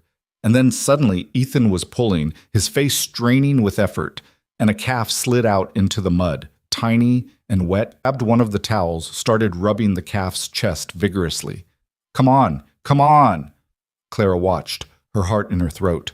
The calf just lay there, limp and lifeless. Ethan kept working, his movements frantic now, all his careful control gone. "Breathe," he was saying. "Come on, breathe." Nothing. Ethan's shoulders slumped. He sat back on his heels, the bloody towel hanging from his hands. Clara didn't think, just moved forward, dropped to her knees next to the calf. She'd seen her father do this once, years ago, when a worker had collapsed at the factory. She tilted the calf's head back, cleared its mouth with her fingers, and breathed into its nostrils. One breath, two, three. The calf's chest hitched, coughed. Suddenly it was breathing on its own, shaky and weak but breathing. Clara sat back, her hands shaking. Ethan was staring at her. "Where did you learn that?" he asked. "My father. He did it to a man who'd stopped breathing. Said it was something medics did in the war." "It worked." Ethan sounded stunned. He reached out, touched the calf's chest like he couldn't quite believe it was real. "You saved it." Clara looked down at her hands, covered in blood and birth fluids. Her dress was ruined. Her knees were wet from the mud. But the calf was breathing, and the mother was already trying to lift her head to see her baby. "We saved it," she said. Ethan met her eyes, and something passed between them. Recognition, respect, the beginning of trust. He nodded slowly. "Yeah, we did." They stayed with the cow and calf for another hour, making sure both were stable. The mother stood eventually, wobbly but determined, and started cleaning her baby with her tongue. The calf tried to stand, failed, tried again. On the third attempt, it got its legs under it and stood swaying, looking confused but alive. "She'll be all right," Ethan said finally. "They both will." They walked back to the house in silence, both of them exhausted and covered in evidence of the ordeal. At the back door, Ethan stopped. "Thank you," he said. "I couldn't have done that alone." Clara looked at him, really looked, saw past the careful control to the man underneath, the one who'd been terrified of losing another life on this ranch, who'd been carrying too much for too long. "You're not alone anymore," she said quietly. That was the deal. Something in Ethan's expression cracked. Not much, just a hairline fracture in the armor he kept up. But it was enough. "No," he agreed. "I'm not." That night, after they'd both cleaned up and eaten a late dinner, Clara retrieved a different book from the barn. Not poetry this time, but a novel, something about a woman traveling west to start a new life. She didn't ask if Ethan wanted to hear it, just started reading. And he listened, like he'd been listening every night, but different now. More present, more there. When Clara finally closed the book and looked up, she found Ethan watching her with an expression she couldn't quite name. "What?" she asked. "Nothing, just thinking." "About?" "About how I might have made the right decision." He said it simply, without drama. "Marrying you." "I wasn't sure, but I think I did." Clara's chest tightened. She didn't know what to say to that, didn't know if she was ready to admit she might feel the same way, that this strange arrangement was starting to feel less like a contract and more like something real. "Ask me again in a month," she said instead. Ethan smiled, that rare, genuine smile that changed his whole face. Fair enough. The days continued to pass, winter settling in hard around them. The work was constant and exhausting, but Clara found herself falling into the rhythm of it, found herself looking forward to the evenings by the fire, to the comfortable silence that had replaced the awkward distance of those first days. She got better at the cooking, better at managing the household, started keeping her own ledger, tracking expenses and income from the egg sales. Ethan noticed, mentioned it one morning over coffee. "You're organized," he said, nodding at her careful columns. "My father was a foreman. He taught me to keep records. Said the only way to know where you stand is to track every penny." "Smart man." "Sometimes." Clara stirred her coffee. "Other times he was a drunk who couldn't hold a job, but he knew about numbers." It was the most personal information she'd shared since arriving. Ethan didn't push for more, just nodded like he understood that people were complicated, that you could learn from someone even if they disappointed you in other ways. Well, the habit serves you well, he said. 3 weeks in, Clara woke in the middle of the night to the sound of something breaking downstairs. She was out of bed before she fully processed what she'd heard, her heart hammering. The hallway was dark. She could see light coming from downstairs, the fire probably, and hear movement. "Ethan?" she called quietly. No answer. Clara crept down the stairs, every nerve alert. At the bottom, she found Ethan standing in the middle of the room, a broken plate at his feet, his face blank. "I was getting water," he said. His voice sounded distant, wrong. "Drop the plate." Clara moved closer. His hands were shaking, she realized, not from cold, from something else. "Are you all right?" she asked. "I'm fine." But he didn't sound fine. He sounded like a man barely holding himself together. Clara looked at the broken plate, at Ethan's shaking hands, and made a decision. She crossed to him, took his hands in hers. They were freezing. "You're not fine," she said quietly. "And that's all right." Ethan's breath hitched. For a moment, Clara thought he might pull away, might retreat behind his wall of careful control. But instead, he just stood there, his hands in hers, and let himself be seen. "It was her plate," he said finally, "the one she always used. I've been avoiding it for 2 years, and tonight I just grabbed it without thinking, and when it slipped," his voice broke.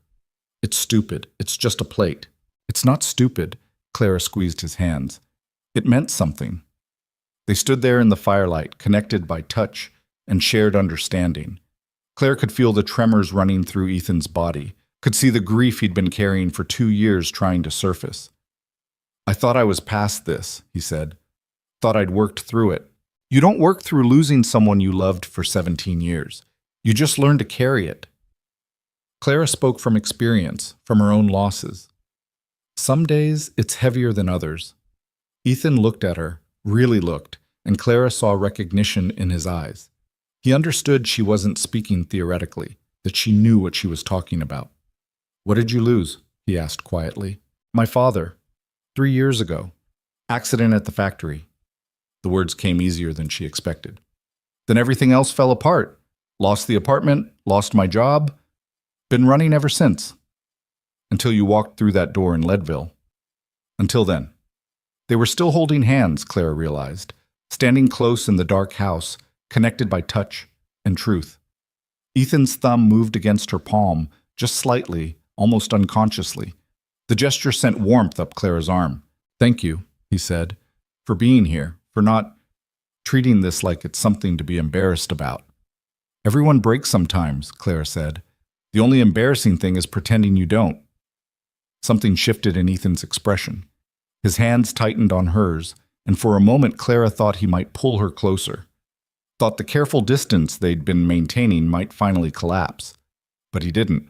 Just held her hands for another moment, then let go gently. "I should clean up the plate," he said. "I'll help." They swept up the broken pieces together, working in comfortable silence. When it was done, they stood by the fire, neither quite ready to go back to bed. "Will you read something?" Ethan asked suddenly. "I know it's late, but—" "Yeah," Clara said. "I can do that." She retrieved the Whitman from where she'd left it by her chair. They sat together, closer than usual, and Clara read about grass and democracy and bodies until her voice grew rough and Ethan's breathing had evened out into something like peace. When she finally closed the book, she found him watching her again with that expression she was starting to recognize. Not quite affection, it was too early for that, but something adjacent to it. Recognition, maybe. Understanding. "Good night, Clara," he said quietly. "Good night, Ethan." She climbed the stairs to her room, closed the door, and stood in the dark with her hand pressed against her chest, feeling her heart beat too fast. Something was changing, something she hadn't anticipated when she'd signed that contract. The careful boundaries they'd established were still there, still respected, but they were becoming more permeable, less like walls and more like curtains that might, eventually, be pushed aside. Clara wasn't sure if that scared her or thrilled her. Maybe both. She climbed into bed and lay there in the dark, listening to the house settle around her, and let herself acknowledge the truth she'd been avoiding. This wasn't just a job anymore. wasn't just survival. It was becoming something else. Something that didn't have a name yet, but was growing in the spaces between them, fed by shared work and quiet evenings and moments of unexpected honesty. Clara closed her eyes and tried not to think about what that might mean, about what would happen when the boundaries finally came down, about whether she was ready for this strange arrangement to transform into something real. But sleep was a long time coming, and when it finally arrived, her dreams were full of voices reading poetry and hands reaching across darkness and the slow, careful construction of something that might, against all odds, turn out to be worth building. Winter deepened around them, and the world shrank to the boundaries of the ranch. Snow piled up against the barn until Ethan had to dig a path every morning just to reach the animals. The creek froze solid, the chickens huddled together for warmth, and the cattle stood in the lee of the barn with ice crystals forming on their breath. Clara learned to read the weather in Ethan's movements, the way he'd check the sky 3 times before heading out, the extra firewood he'd stack by the door when a storm was coming, the tension in his shoulders when the temperature dropped too fast. She learned which cows were likely to cause trouble, which tools lived where, how to split wood without taking her fingers off. It wasn't easy. Nothing about ranch life was easy, but it was becoming familiar, and familiar was something Clara could work with. The morning everything shifted started ordinary enough. Clara was making breakfast, eggs and the bread that was getting better each time she tried, while Ethan repaired a bridle at the table. They'd fallen into an easy rhythm of working in the same space, comfortable with the silence between them. "Need to go to town today," Ethan said, not looking up from the leather. "We're low on flour and I need to pick up the parts for the plow before spring." Clara cracked another egg into the pan. "I'll come with you. Got eggs to sell." "It's a long ride in the cold." "I know. I'll survive it." He glanced up then, something like amusement in his eyes. "I don't doubt that." They left after breakfast, the wagon loaded with crates of eggs, and a list of supplies Clara had been compiling for weeks. The road to town was rutted and icy, the horses picking their way carefully. Clara sat bundled in Anna's heavy coat, a blanket over her knees, watching the landscape slide past. "You ever miss it?" Ethan asked after they'd been riding for about 20 minutes. "The city? People? Noise?" Clara considered that. "Sometimes. Not the parts I actually lived in, those were mostly terrible. But I miss having a library within walking distance. Miss being able to disappear into a crowd when I needed to." "Can't disappear out here." "No." Clara pulled the blanket tighter. "But I'm starting to think that's not the worst thing." Ethan was quiet for a moment. Then, "You planning to stay when the contract's up for renewal?" The question caught Clara off guard. They hadn't talked about the future beyond the immediate needs of each day. The contract had a clause about renegotiation after 6 months, but that had seemed impossibly far away when she'd signed it. Now they were approaching the 2-month mark, and the question felt suddenly urgent. "Are you asking me to stay?" she said carefully. "I'm asking if you want to." Clara watched the road ahead, trying to organize her thoughts. "I don't know. Ask me again when we hit the 6-month mark." "Fair enough?" Ethan's mouth quirked up slightly. "You keep saying that." "Because it keeps being true." They rode in silence for a while. Then Ethan said, "I want you to know, if you decide to leave, I meant what I said. You'll get everything we agreed on, plus the severance. No hard feelings. And if I stay, then we renegotiate. Talk about what's working, what isn't. Make adjustments." He glanced at her. "This doesn't have to stay exactly how it started. Things can change." The words hung in the cold air between them, weighted with possibilities Clara wasn't sure either of them was ready to examine yet. Leadville looked different than Clara remembered from that desperate night 2 months ago. In daylight, with a full stomach and warm clothes, it was just a town. Ordinary buildings, ordinary people going about their business. The saloon where she'd collapsed through the door looked smaller, less threatening. Just a place. Ethan pulled the wagon up in front of the general store and helped Clara down. She'd brought 4 crates of eggs, carefully packed in straw. The storekeeper, a heavy-set man named Morrison, examined them with a critical eye. "Good quality," he said grudgingly. "I can give you 30 cents a dozen." 40, Clara countered. "These are fresh as of this morning, and you know it." Morrison's eyebrows went up. He glanced at Ethan, who was studying a display of tools and carefully not intervening. "Your wife drives a hard bargain, Cole." "She's good at it," Ethan said mildly. I'd recommend giving her what she's asking. Morrison grumbled, but pulled out his cash box. 40 cents, but only because they're good eggs. Clara walked out of the store with $2.40 in her pocket. More money than she'd had in months. It wasn't much in the grand scheme of things, but it was hers. Earned by her work, negotiated by her effort. "You didn't have to back me up in there," she said to Ethan as they loaded supplies into the wagon. "About the eggs. Wasn't backing you up, was stating a fact." He lifted a sack of flour into the wagon bed. "You are good at it. Morrison would have tried to cheat you if he thought he could get away with it. Most men would have negotiated for me, taken over. Most men are idiots." Ethan secured the load, checked the ropes. "You were handling it fine. Didn't need me to step in." They finished loading in silence, but Clara felt something warm settle in her chest. Respect. That's what it was. He respected her competence, didn't need to prove himself by undermining it. "We've got about an hour before we need to head back," Ethan said, checking the sun's position. "You want to get lunch at the saloon? Maggie makes a decent stew." Clara found herself nodding before she'd fully processed the question. They walked to the Silver Garter together, and Clara felt eyes following them. Townspeople curious about Ethan Cole's sudden wife, the woman who'd appeared out of nowhere and apparently was still around. Maggie was behind the bar when they entered. She looked up, recognition flashing across her face.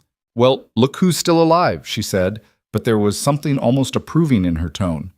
"Figured you'd have frozen to death or run back to wherever you came from by now." "Still here," Clara said. "I can see that." Maggie's eyes moved between them, assessing. "You two want food, or are you just here to warm up?" "Food," Ethan said. 2 bowls of whatever you're serving today." They sat at a corner table, not the same one where Ethan had been sitting that first night, but close enough that Clara could remember the view he'd had. Could picture how she must have looked, stumbling through the door more dead than alive. "What are you thinking about?" Ethan asked. "That night. How different everything looks now." "Regret saying yes?" Clara met his eyes. "No. Do you? Regret asking?" "No." He said it without hesitation. "You've worked harder than I expected, complained less, adapted faster." He paused. "And you saved a calf's life. That counts for something." Maggie brought their food. Beef stew thick with vegetables and bread still warm from the oven. They ate in comfortable silence, the noise of the saloon washing over them.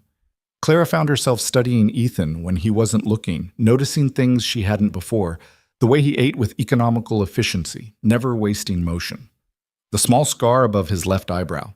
The way his hands, scarred and calloused from years of work, handled the spoon with surprising delicacy. "You're staring," he said without looking up, just thinking. "About?" "About how I know what kind of rancher you are, what kind of businessman. But I don't know much else." Clara tore off a piece of bread. "What did you want to be when you were young? Before you were a rancher?" Ethan looked surprised by the question. "Never wanted to be anything else. My father had the ranch before me, and his father before that. It's what I knew. But if you could have been anything, I'd still be a rancher." He said it with certainty. "I'm not complicated, Clara.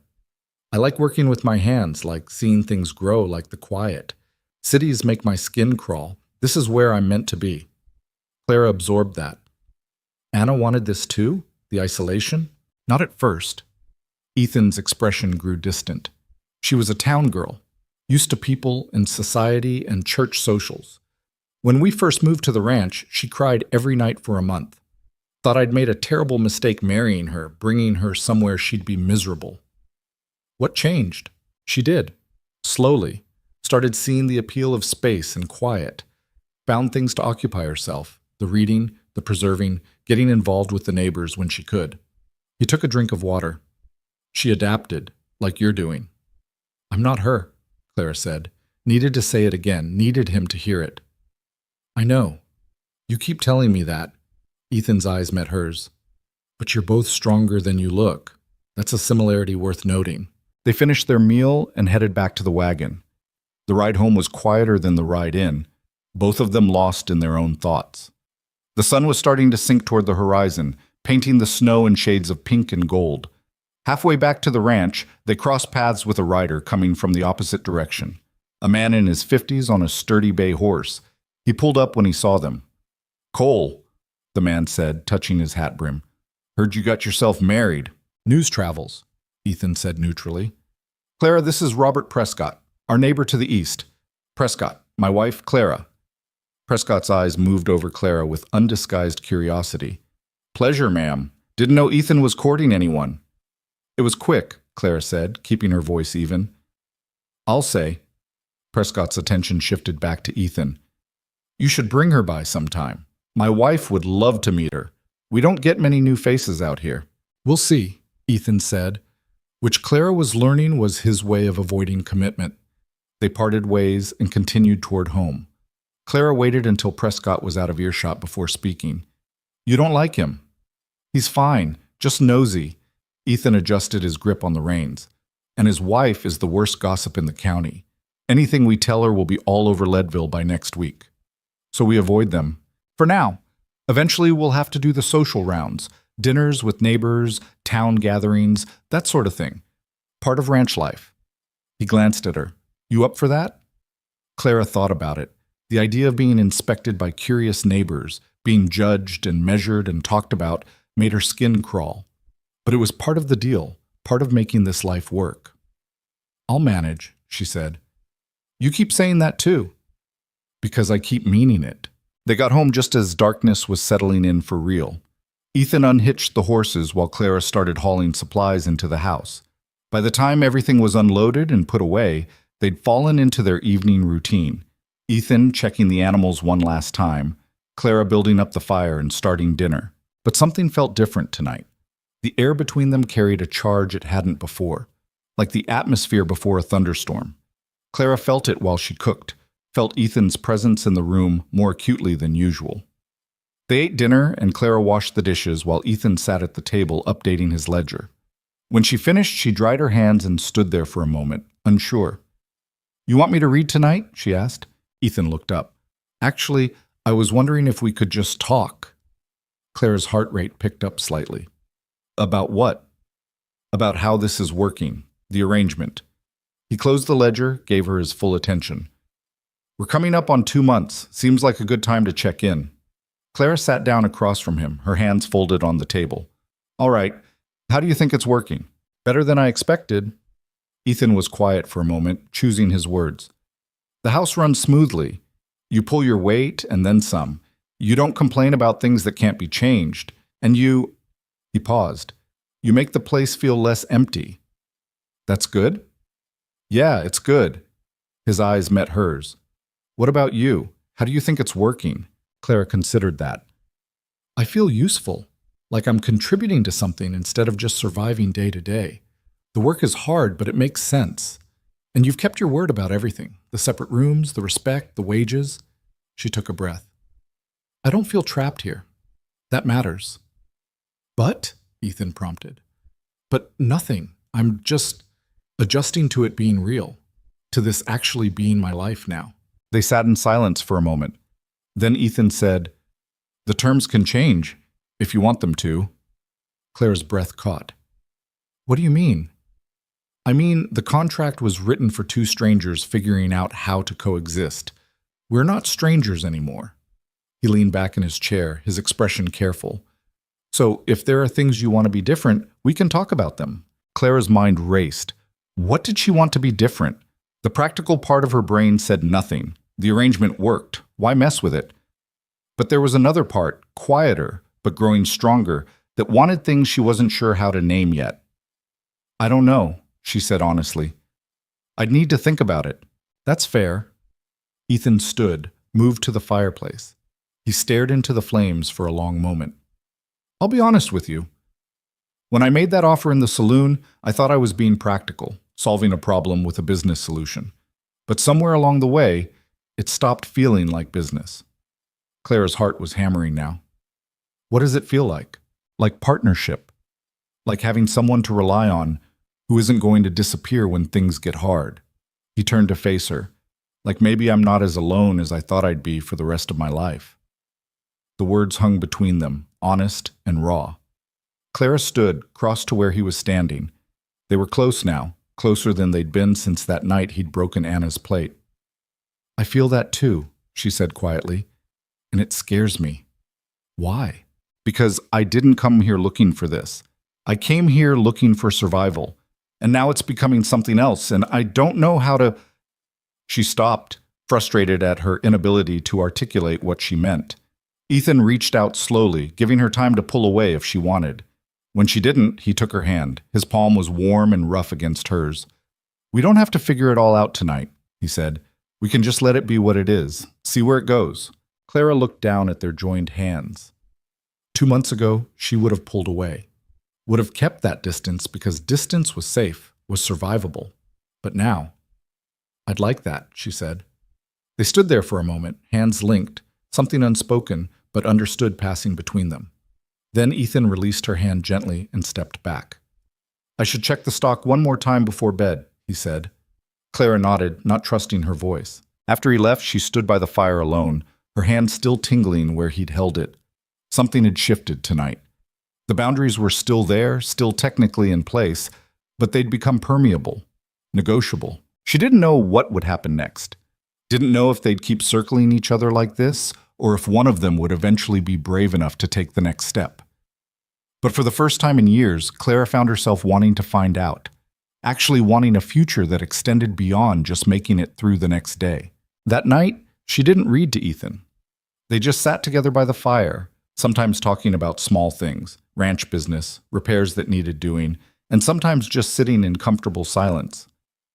When they finally went upstairs to their separate rooms, Clara paused at her door. "Ethan," he turned, hand on his own doorknob. "Thank you," she said, "for giving me space to figure this out, for not pushing." Something soft crossed his expression. "I've got time. We both do." Clara lay awake for a long time that night, staring at the ceiling and listening to the house settle around her. Through the wall, she could hear the faint sounds of Ethan moving around his room, getting ready for bed. The sounds were becoming familiar, comforting in a way she hadn't expected. She thought about his hand in hers, about the way he looked at her sometimes when he thought she wasn't paying attention, about the slow, careful way they were building something neither of them had planned for. It wasn't love. Not yet. Love was too big a word for what was happening between them, but it was something that felt worth protecting, worth nurturing.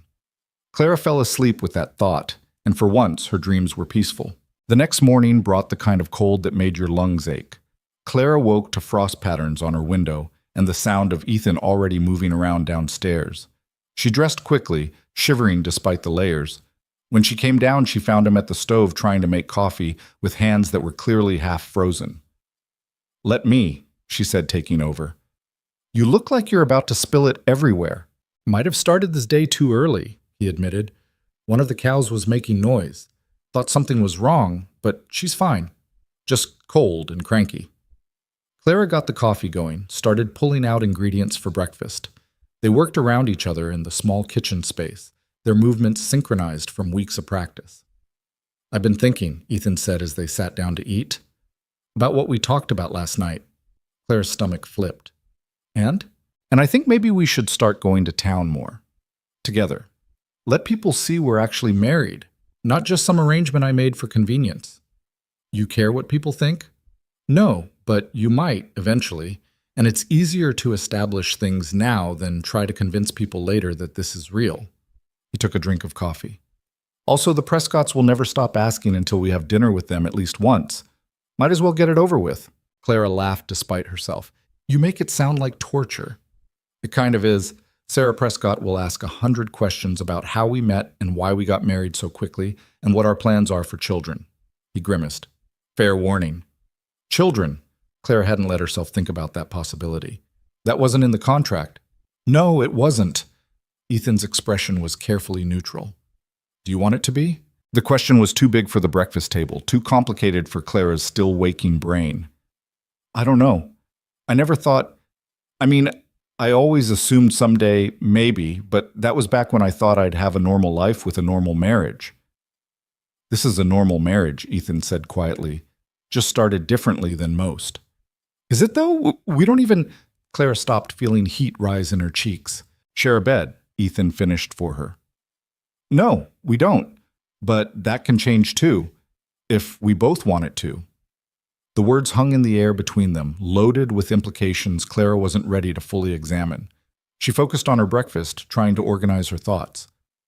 "Can we take this slow?" she asked finally. "I'm not saying no to any of it. I'm just saying I need time to adjust, to figure out what I actually want instead of just reacting. That's fair?" Ethan stood, brought his plate to the sink. "We've got nothing but time." The days continued to pass, and winter started its slow, reluctant retreat. The snow began to melt, creating muddy rivers in the yard. The days grew incrementally longer. The cattle grew restless, sensing spring even though it was still weeks away.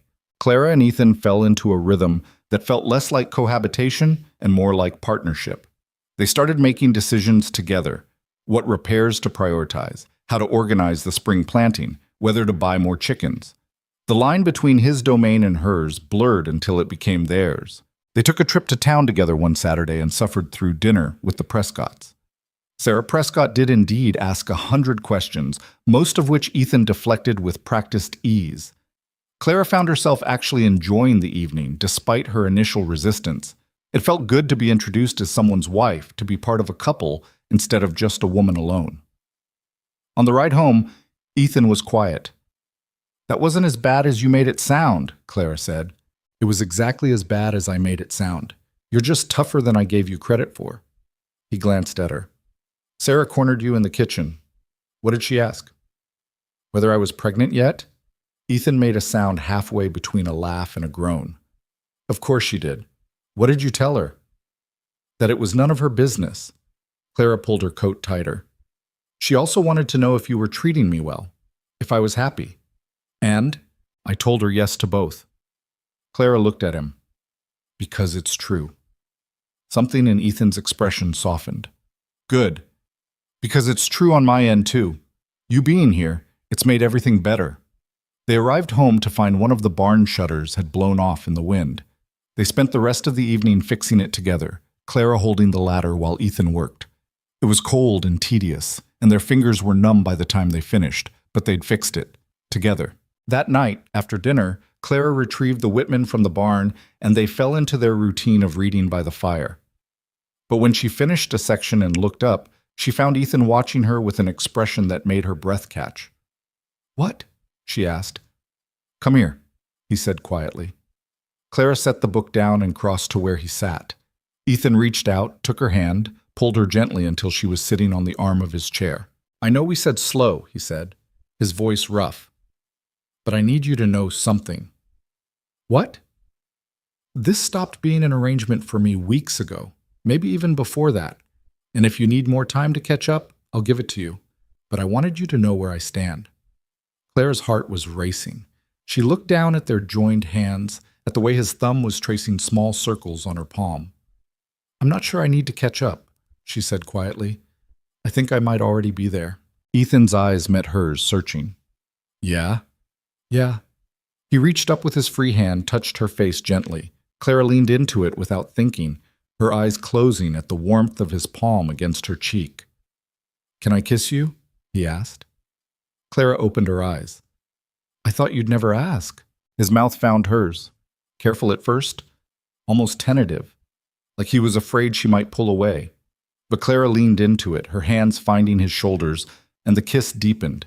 It wasn't desperate or frantic, just honest, real, the culmination of weeks of careful circling. When they finally pulled apart, Clara was breathing hard.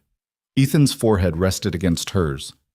"So," he said, a smile in his voice. "Still want to take it slow?" Clara laughed, the sound surprising her.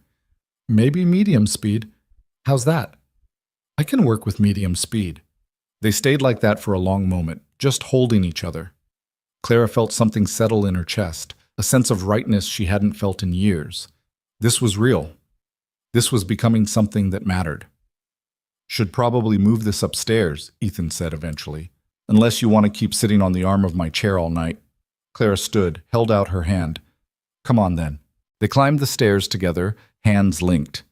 At the top, they paused between their two doors, the separate rooms they'd been maintaining out of respect for the contract, for propriety, for caution.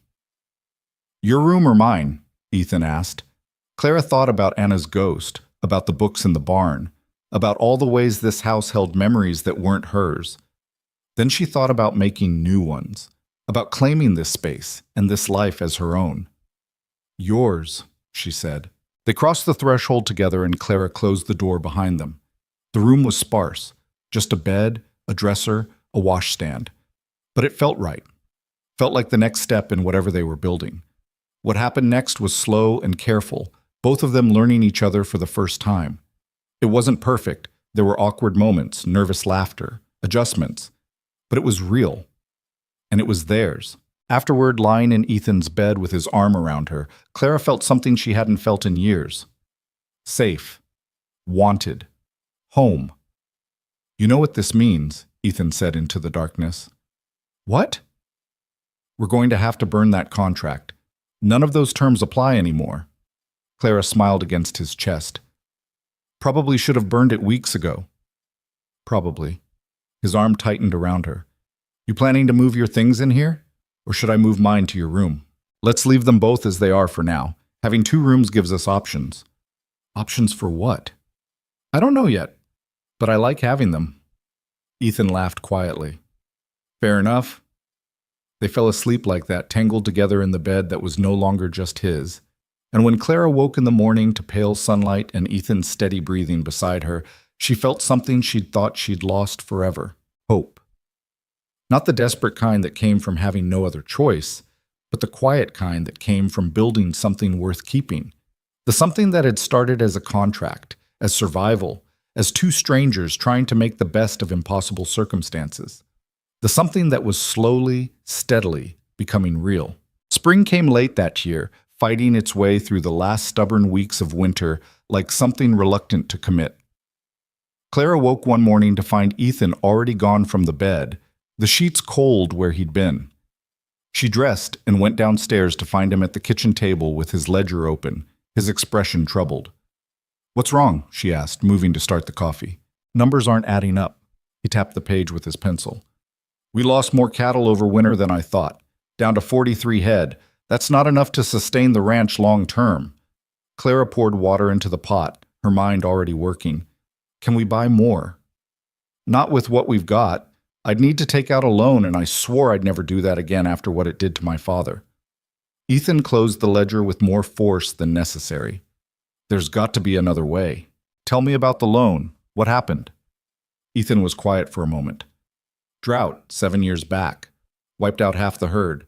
My father borrowed money to restock, thought he could pay it back in a good year. But the good year never came. He worked himself into the ground trying to make the numbers work, and it still wasn't enough.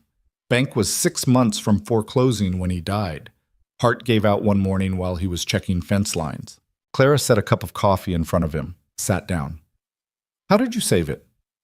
Anna's dowry. Her father gave us $3,000 when we married. I used every penny to pay off the debt. His hands wrapped around the cup, but he didn't drink. Swore I'd never put us in that position again. So we find another way, Clara said. What else can the ranch produce besides cattle? They spent the next hour going through options. Horses, but that required expertise Ethan didn't have. Crops, but the land wasn't great for it and they'd need equipment. Expanding the chicken operation, possible, but the returns were small. What about cheese? Clara said suddenly. We've got cows. We could make cheese, sell it in town. Ethan looked skeptical. You know how to make cheese? No, but I can learn. There's got to be books about it, or someone in town who knows. She leaned forward. It's value added. We're already producing the milk. This just turns it into something that keeps longer and sells for more. It's a lot of work, and we don't know if there's even a market for it. So we find out.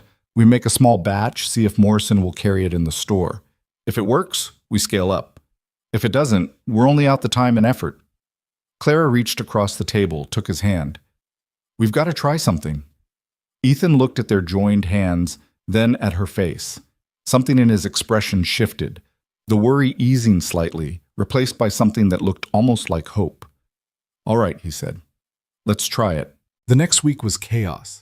Clara rode into town alone, the first time she'd made the trip without Ethan, and came back with 3 books on dairy farming and cheese making, borrowed from a widow who'd run a small dairy operation before her husband died. She spent every spare moment reading, taking notes, trying to understand the science of cultures and rennet and aging. The first batch was a disaster. The curds wouldn't form properly, and what did form tasted like sour feet. The second batch was better, but still not good enough to sell. The third batch Clara dumped in the yard after one taste, frustrated to the point of tears.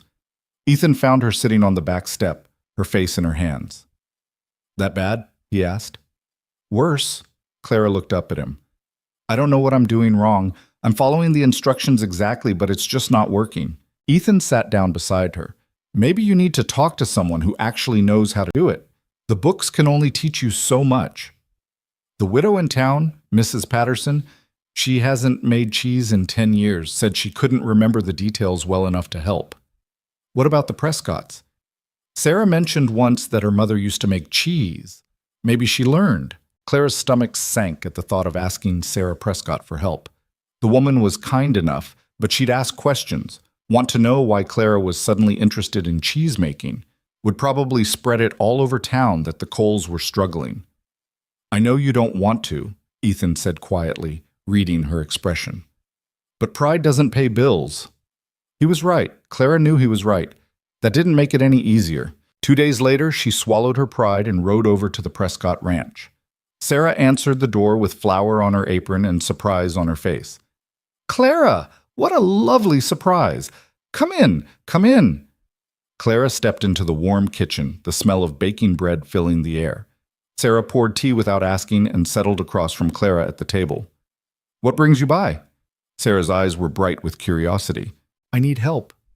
Clara forced the words out. "I'm trying to learn to make cheese and I'm failing spectacularly. Ethan mentioned your mother used to make it." Sarah's expression shifted from curiosity to understanding. "She did. Taught me when I was young, though I haven't done it in years." She paused. "Things tight at the Cole Ranch?" Clara considered lying, then decided against it. "We lost more cattle than expected over winter, trying to find other revenue streams." "Smart." Sarah stood, moved to a cupboard, and pulled out a worn notebook. "This was my mother's. All her recipes and techniques. You can borrow it if you promise to bring it back." Clara took the notebook like it was something precious. "Thank you. I wasn't sure you'd help." "Why wouldn't I?" Sarah looked genuinely puzzled. "I don't know. People don't usually help for free." Sarah's expression softened. "Out here, we help each other. It's the only way any of us survive." She refilled Clara's teacup. "Besides, if you start making good cheese, I'll be your first customer. Robert's been complaining for years that he misses my mother's cheese." Clara left the Prescott Ranch 2 hours later with the notebook, a detailed explanation of the process, and an unexpected feeling of gratitude. Maybe community wasn't something to be suspicious of. Maybe it was just people trying to get by, same as her. The next batch of cheese, made following Mrs. Prescott's mother's exact instructions, came out perfectly. Clara aged it for 2 weeks, then cut a small piece and tasted it. Rich, creamy, with just enough sharpness. Real cheese. She brought a sample to Morrison's store. He tried it, considered, tried it again. "I'll take 6 wheels," he said finally. "On consignment. If they sell, I'll order more." All 6 wheels sold in 3 days. Morrison ordered 12 more. By the end of the month, Clara was making cheese 3 times a week and barely keeping up with demand. The money wasn't huge, maybe $30 a month after expenses, but it was steady, reliable, and it was hers. More than that, it gave her something that was entirely her contribution to the ranch. Ethan handled the cattle and the land, Clara handled the house, and now the cheese. They were building something together, each bringing their own skills to make the whole thing work. Spring turned to summer and the ranch came alive. The calves grew strong, the grass came in thick and green, and Clara's garden, planted in a plot behind the house that had sat unused since Anna died, produced more vegetables than they could eat.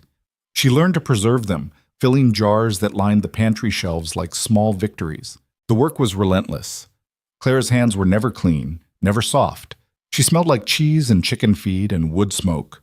Her back ached from hauling water and stirring curds and weeding the garden, but she'd never felt more alive. One evening in late June, she and Ethan sat on the porch watching the sun set over the mountains. The air was warm for the first time in months, carrying the scent of wildflowers and new grass.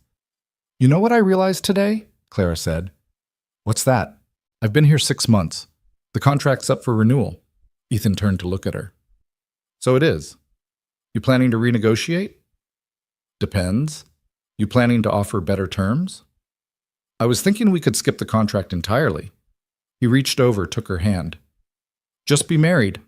Actually married, not contract married. Clara felt her chest tighten. You mean that? I do. Ethan's thumb traced circles on her palm, the gesture so familiar now it felt like home. I love you, Clara. Took me a while to recognize it because it doesn't feel like it did with Anna, but it's real, and I don't want to keep pretending this is just a business arrangement. Clara looked at their joined hands, then at his face. 6 months ago, she'd been half dead from cold and hunger, desperate enough to marry a stranger. Now she was sitting on a porch she'd helped repair, on land she'd helped maintain, next to a man who'd become the most important person in her life. I love you too, she said. The words felt strange in her mouth, unfamiliar from disuse. I didn't think I would. Didn't think I could. But I do. Ethan pulled her close and kissed her as the last light faded from the sky. When they finally pulled apart, Clara was smiling. So no contract? She said, no contract, just us. I can live with that. They sat together as darkness settled around them, comfortable in the silence. Clara thought about the journey that had brought her here, all the failures and desperate choices and near misses that had led to that saloon in Leadville. If any single thing had been different, she wouldn't be here now, wouldn't have this. Sometimes the worst moments of your life led to the best ones. Sometimes survival was just the first step toward something better. Summer deepened, and with it came visitors. The Prescotts came for dinner, and Clara served cheese she'd made and vegetables from her garden, and felt a quiet pride at Sarah's compliments. Other neighbors stopped by, some Clara had met, others who were new faces attached to stories Ethan would tell later. The ranch was no longer an isolated outpost of grief. It was becoming part of a community again. In August, Clara woke one morning feeling strange. Not sick, exactly, just off. The feeling persisted for a week before she allowed herself to acknowledge what it might mean. Another week before she was certain enough to tell Ethan. She found him in the barn repairing a saddle. He looked up when she came in, smiled the way he always did now when he saw her. Need something? He asked. To tell you something. Clara's heart was pounding. They'd never discussed children, not seriously. It had seemed like something far in the future, something to figure out later. I'm pregnant.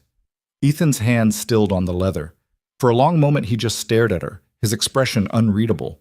Then he set down the saddle and crossed to her in 3 long strides, pulling her into his arms. You're sure? He asked into her hair. Pretty sure. I'll go to the doctor in town to confirm, but all the signs are there. Ethan pulled back, his hands on her shoulders, his eyes searching her face. How do you feel about it? Clara considered that. Scared, excited, overwhelmed. She put a hand on her still flat stomach. I never thought I'd have this. A family. A real one. We're going to be terrible at it, Ethan said, but he was smiling. Neither of us had great examples. Then we'll figure it out together, like everything else. The pregnancy was hard. Clara was sick for weeks, could barely keep food down, exhausted all the time. The cheese operation had to be scaled back because she couldn't handle the smell of the milk. The garden went half-tended because bending over made her dizzy. Ethan picked up the slack without complaint. He took over more of the housework, hired a kid from town to help with the heavy ranch work, made sure Clara rested even when she protested. Sarah Prescott came by once a week with food and advice, treating Clara's stubbornness with patient amusement. You're going to have to learn to accept help, Sarah said one afternoon, finding Clara trying to scrub the kitchen floor despite being 6 months pregnant and clearly exhausted. That baby's going to need you strong, not worn down to nothing. I'm not good at accepting help, Clara admitted. I noticed, but you're going to have to get good at it. Sarah took the scrub brush from Clara's hands. Go sit down. I'll finish this. Clara wanted to argue, but her back was screaming and her feet were swollen, and she was too tired to fight. She sat. Sarah worked in silence for a while, then said, You know, when I first heard about you, I didn't think you'd last the winter. That makes 2 of us. But you did, and you made something good here. Sarah rinsed the brush, sat back on her heels. Ethan was dying slowly before you came. Maybe not physically, but in every way that mattered. You brought him back to life. Clara felt her throat tighten. He did the same for me. I know. That's how you can tell it's real. Sarah stood, wiped her hands on her apron.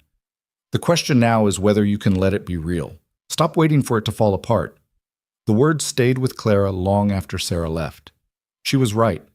Some part of Clara was still waiting for disaster, still expecting this life to be taken away, still struggling to believe she deserved it. But maybe deserving wasn't the point. Maybe you just took what came and built something from it, whether you deserved it or not. The baby came in February, during another blizzard. The midwife barely made it through the storm, arriving just as Clara's labor kicked into high gear. Ethan paced in the main room, useless and worried, while Clara labored upstairs with Sarah and the midwife. 14 hours later, Clara held a daughter, tiny and red-faced and perfect in a way that made Clara's chest ache. Ethan came upstairs when Sarah called him, moving like he was afraid he might break something. He sat on the edge of the bed and stared at the baby in Clara's arms. "She's so small," he said. "They're all small at first. She'll grow." Clara adjusted the blanket around the baby's face. "We need to name her." They discussed names but never settled on anything. Ethan reached out, ran a gentle finger over the baby's cheek. "What about Ruth?" he said. "It was my grandmother's name. She was tough, stubborn, survived things that would have killed most people." Clara looked down at her daughter. "Ruth, I like it." Ruth Cole. A new life built from the wreckage of old ones. A future that neither Clara nor Ethan had thought they'd have. The years that followed were hard but full. Ruth grew into a wild, fearless child who followed Ethan around the ranch and demanded to help with everything. 2 years after Ruth came a son, Thomas, named after Clara's father because he deserved to be remembered for the good parts, not just the broken ones. 3 years after that, another daughter, Margaret, called Maggie, who had Clara's temper and Ethan's quiet intensity. The ranch expanded, with Clara's cheese bringing in steady money and Ethan's careful management rebuilding the herd. They could finally breathe, could plan beyond just surviving the next season. They built an addition onto the house, added a proper dairy room, hired help during the busy seasons. Other changes came slower, smaller. The books from Anna's collection moved into the house proper, lining shelves in the main room where anyone could reach them. Clara read to the children every night, the same way she'd once read to Ethan, passing on the gift Anna had left behind. Ethan taught all 3 children to ride, to work cattle, to understand the land. Clara taught them to read and figure numbers and make cheese and grow food. Together they built a life that honored what had come before while making space for what came next. There were hard times. Years when the cattle got sick or the weather destroyed crops or money got tight. Arguments about how to handle problems. Disagreements about priorities. Moments when Clara wondered if they'd made a mistake, if the weight of trying to build a life together was too much. But they didn't quit on each other. That was the foundation they'd built everything on. Not romance, not passion, but the simple commitment to keep showing up, to work through problems instead of running from them, to choose partnership over the easier path of giving up. 20 years after Clara had stumbled through the door of the Silver Garter, she and Ethan went back to Leadville for the first time in years. The town had grown, changed. The saloon was still there but under new management. Maggie had retired years ago, moved to Denver to live with her daughter. They walked in together, older now, weathered by 2 decades of hard work and harder winters. The room went quiet the way it had that first night, but for different reasons. The Coles were known now, respected. Their ranch was one of the most successful in the county. Their cheese sold as far away as Denver. Clara looked around the room and tried to remember what it felt like to be that desperate woman who'd barely survived the walk from the railhead. Tried to remember the fear and the hunger and the bone-deep certainty that she was out of options. It felt like remembering someone else's life. "What are you thinking?" Ethan asked, his hand warm on her back. "That I'm glad I didn't die in that storm. That makes 2 of us." They had lunch. The stew was different, not as good as Clara remembered, and walked around town noting changes.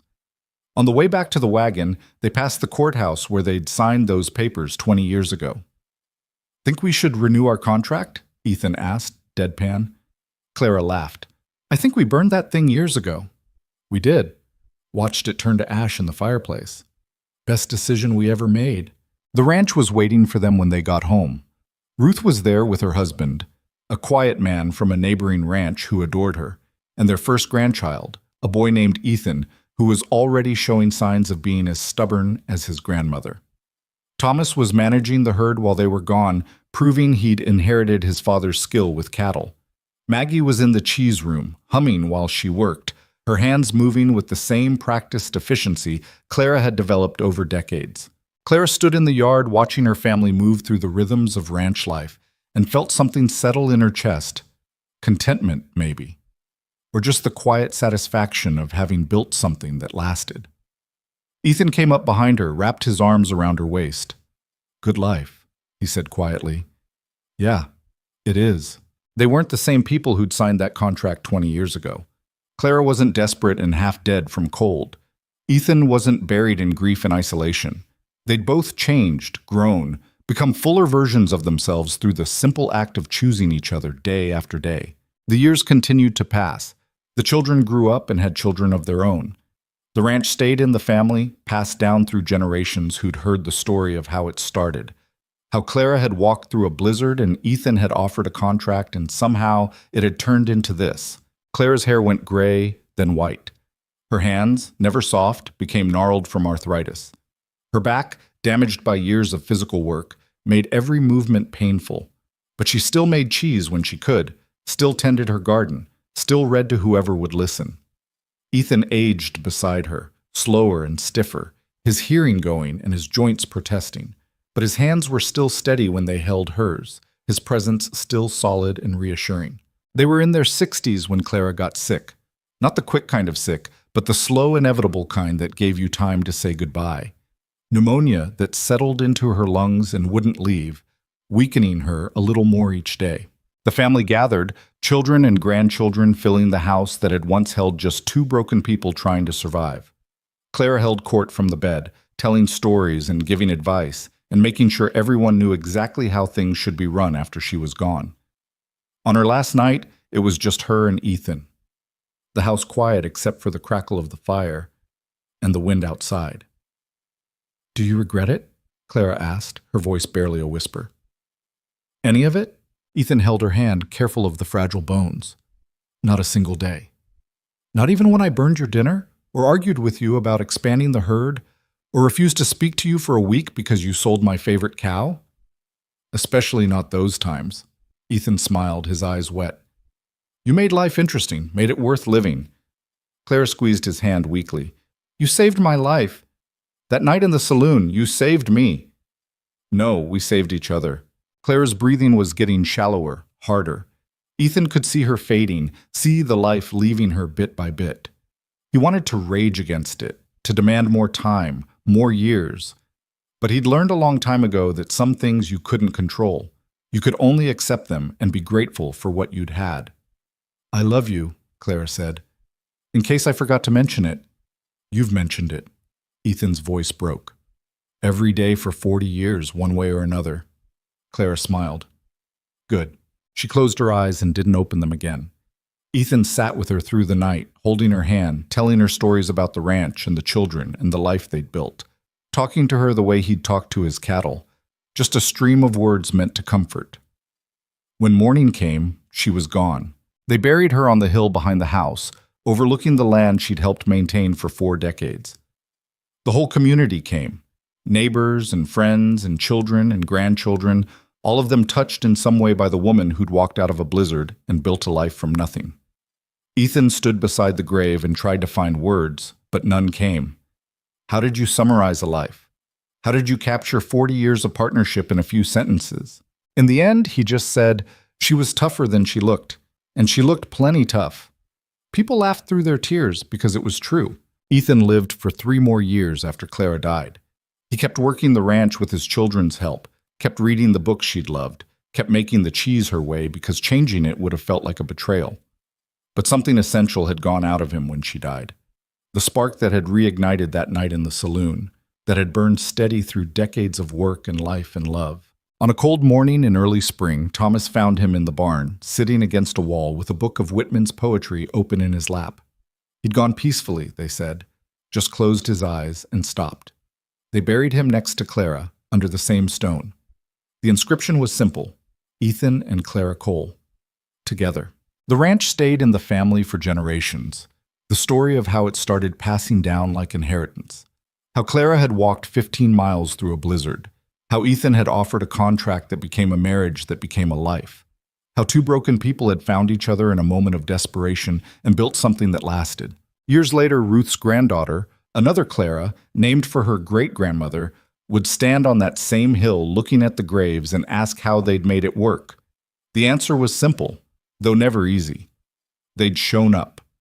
Day after day, year after year, through good times and hard times and times when it would have been easier to quit. They'd chosen partnership over pride, commitment over convenience, building over running. They'd taken a contract meant for survival and turned it into a marriage, turned that marriage into a family, turned that family into a legacy that would outlast them both, not because they were perfect, not because it was easy, but because they understood something fundamental about making a life work. You don't need to start with love. You just need to start with showing up. The rest, the trust, the partnership, the love, those come from the simple act of staying, of choosing each other even when it costs you something, of building something together that becomes bigger than either person alone. That's what Clara and Ethan had done. Two strangers in a snowstorm, making a deal that shouldn't have worked. And somehow, against every odd, turning it into something real, something that mattered, something that lasted. The land remembered them long after they were gone. The ranch they'd built. The cheese recipe still used by their descendants. The books they'd loved, passed down and read and loved again. The story of how it started, told and retold until it became part of the fabric of the place. A blizzard, a saloon, a desperate offer, and a desperate acceptance. Two people at the end of their rope finding something neither expected. A reason to keep going. A partner in the work of living. A future built from the wreckage of past failures. That was the legacy they left. Not perfection, but persistence. Not romance, but something better. Partnership forged in necessity and tempered by time into something unbreakable. A life fully lived right to the very end.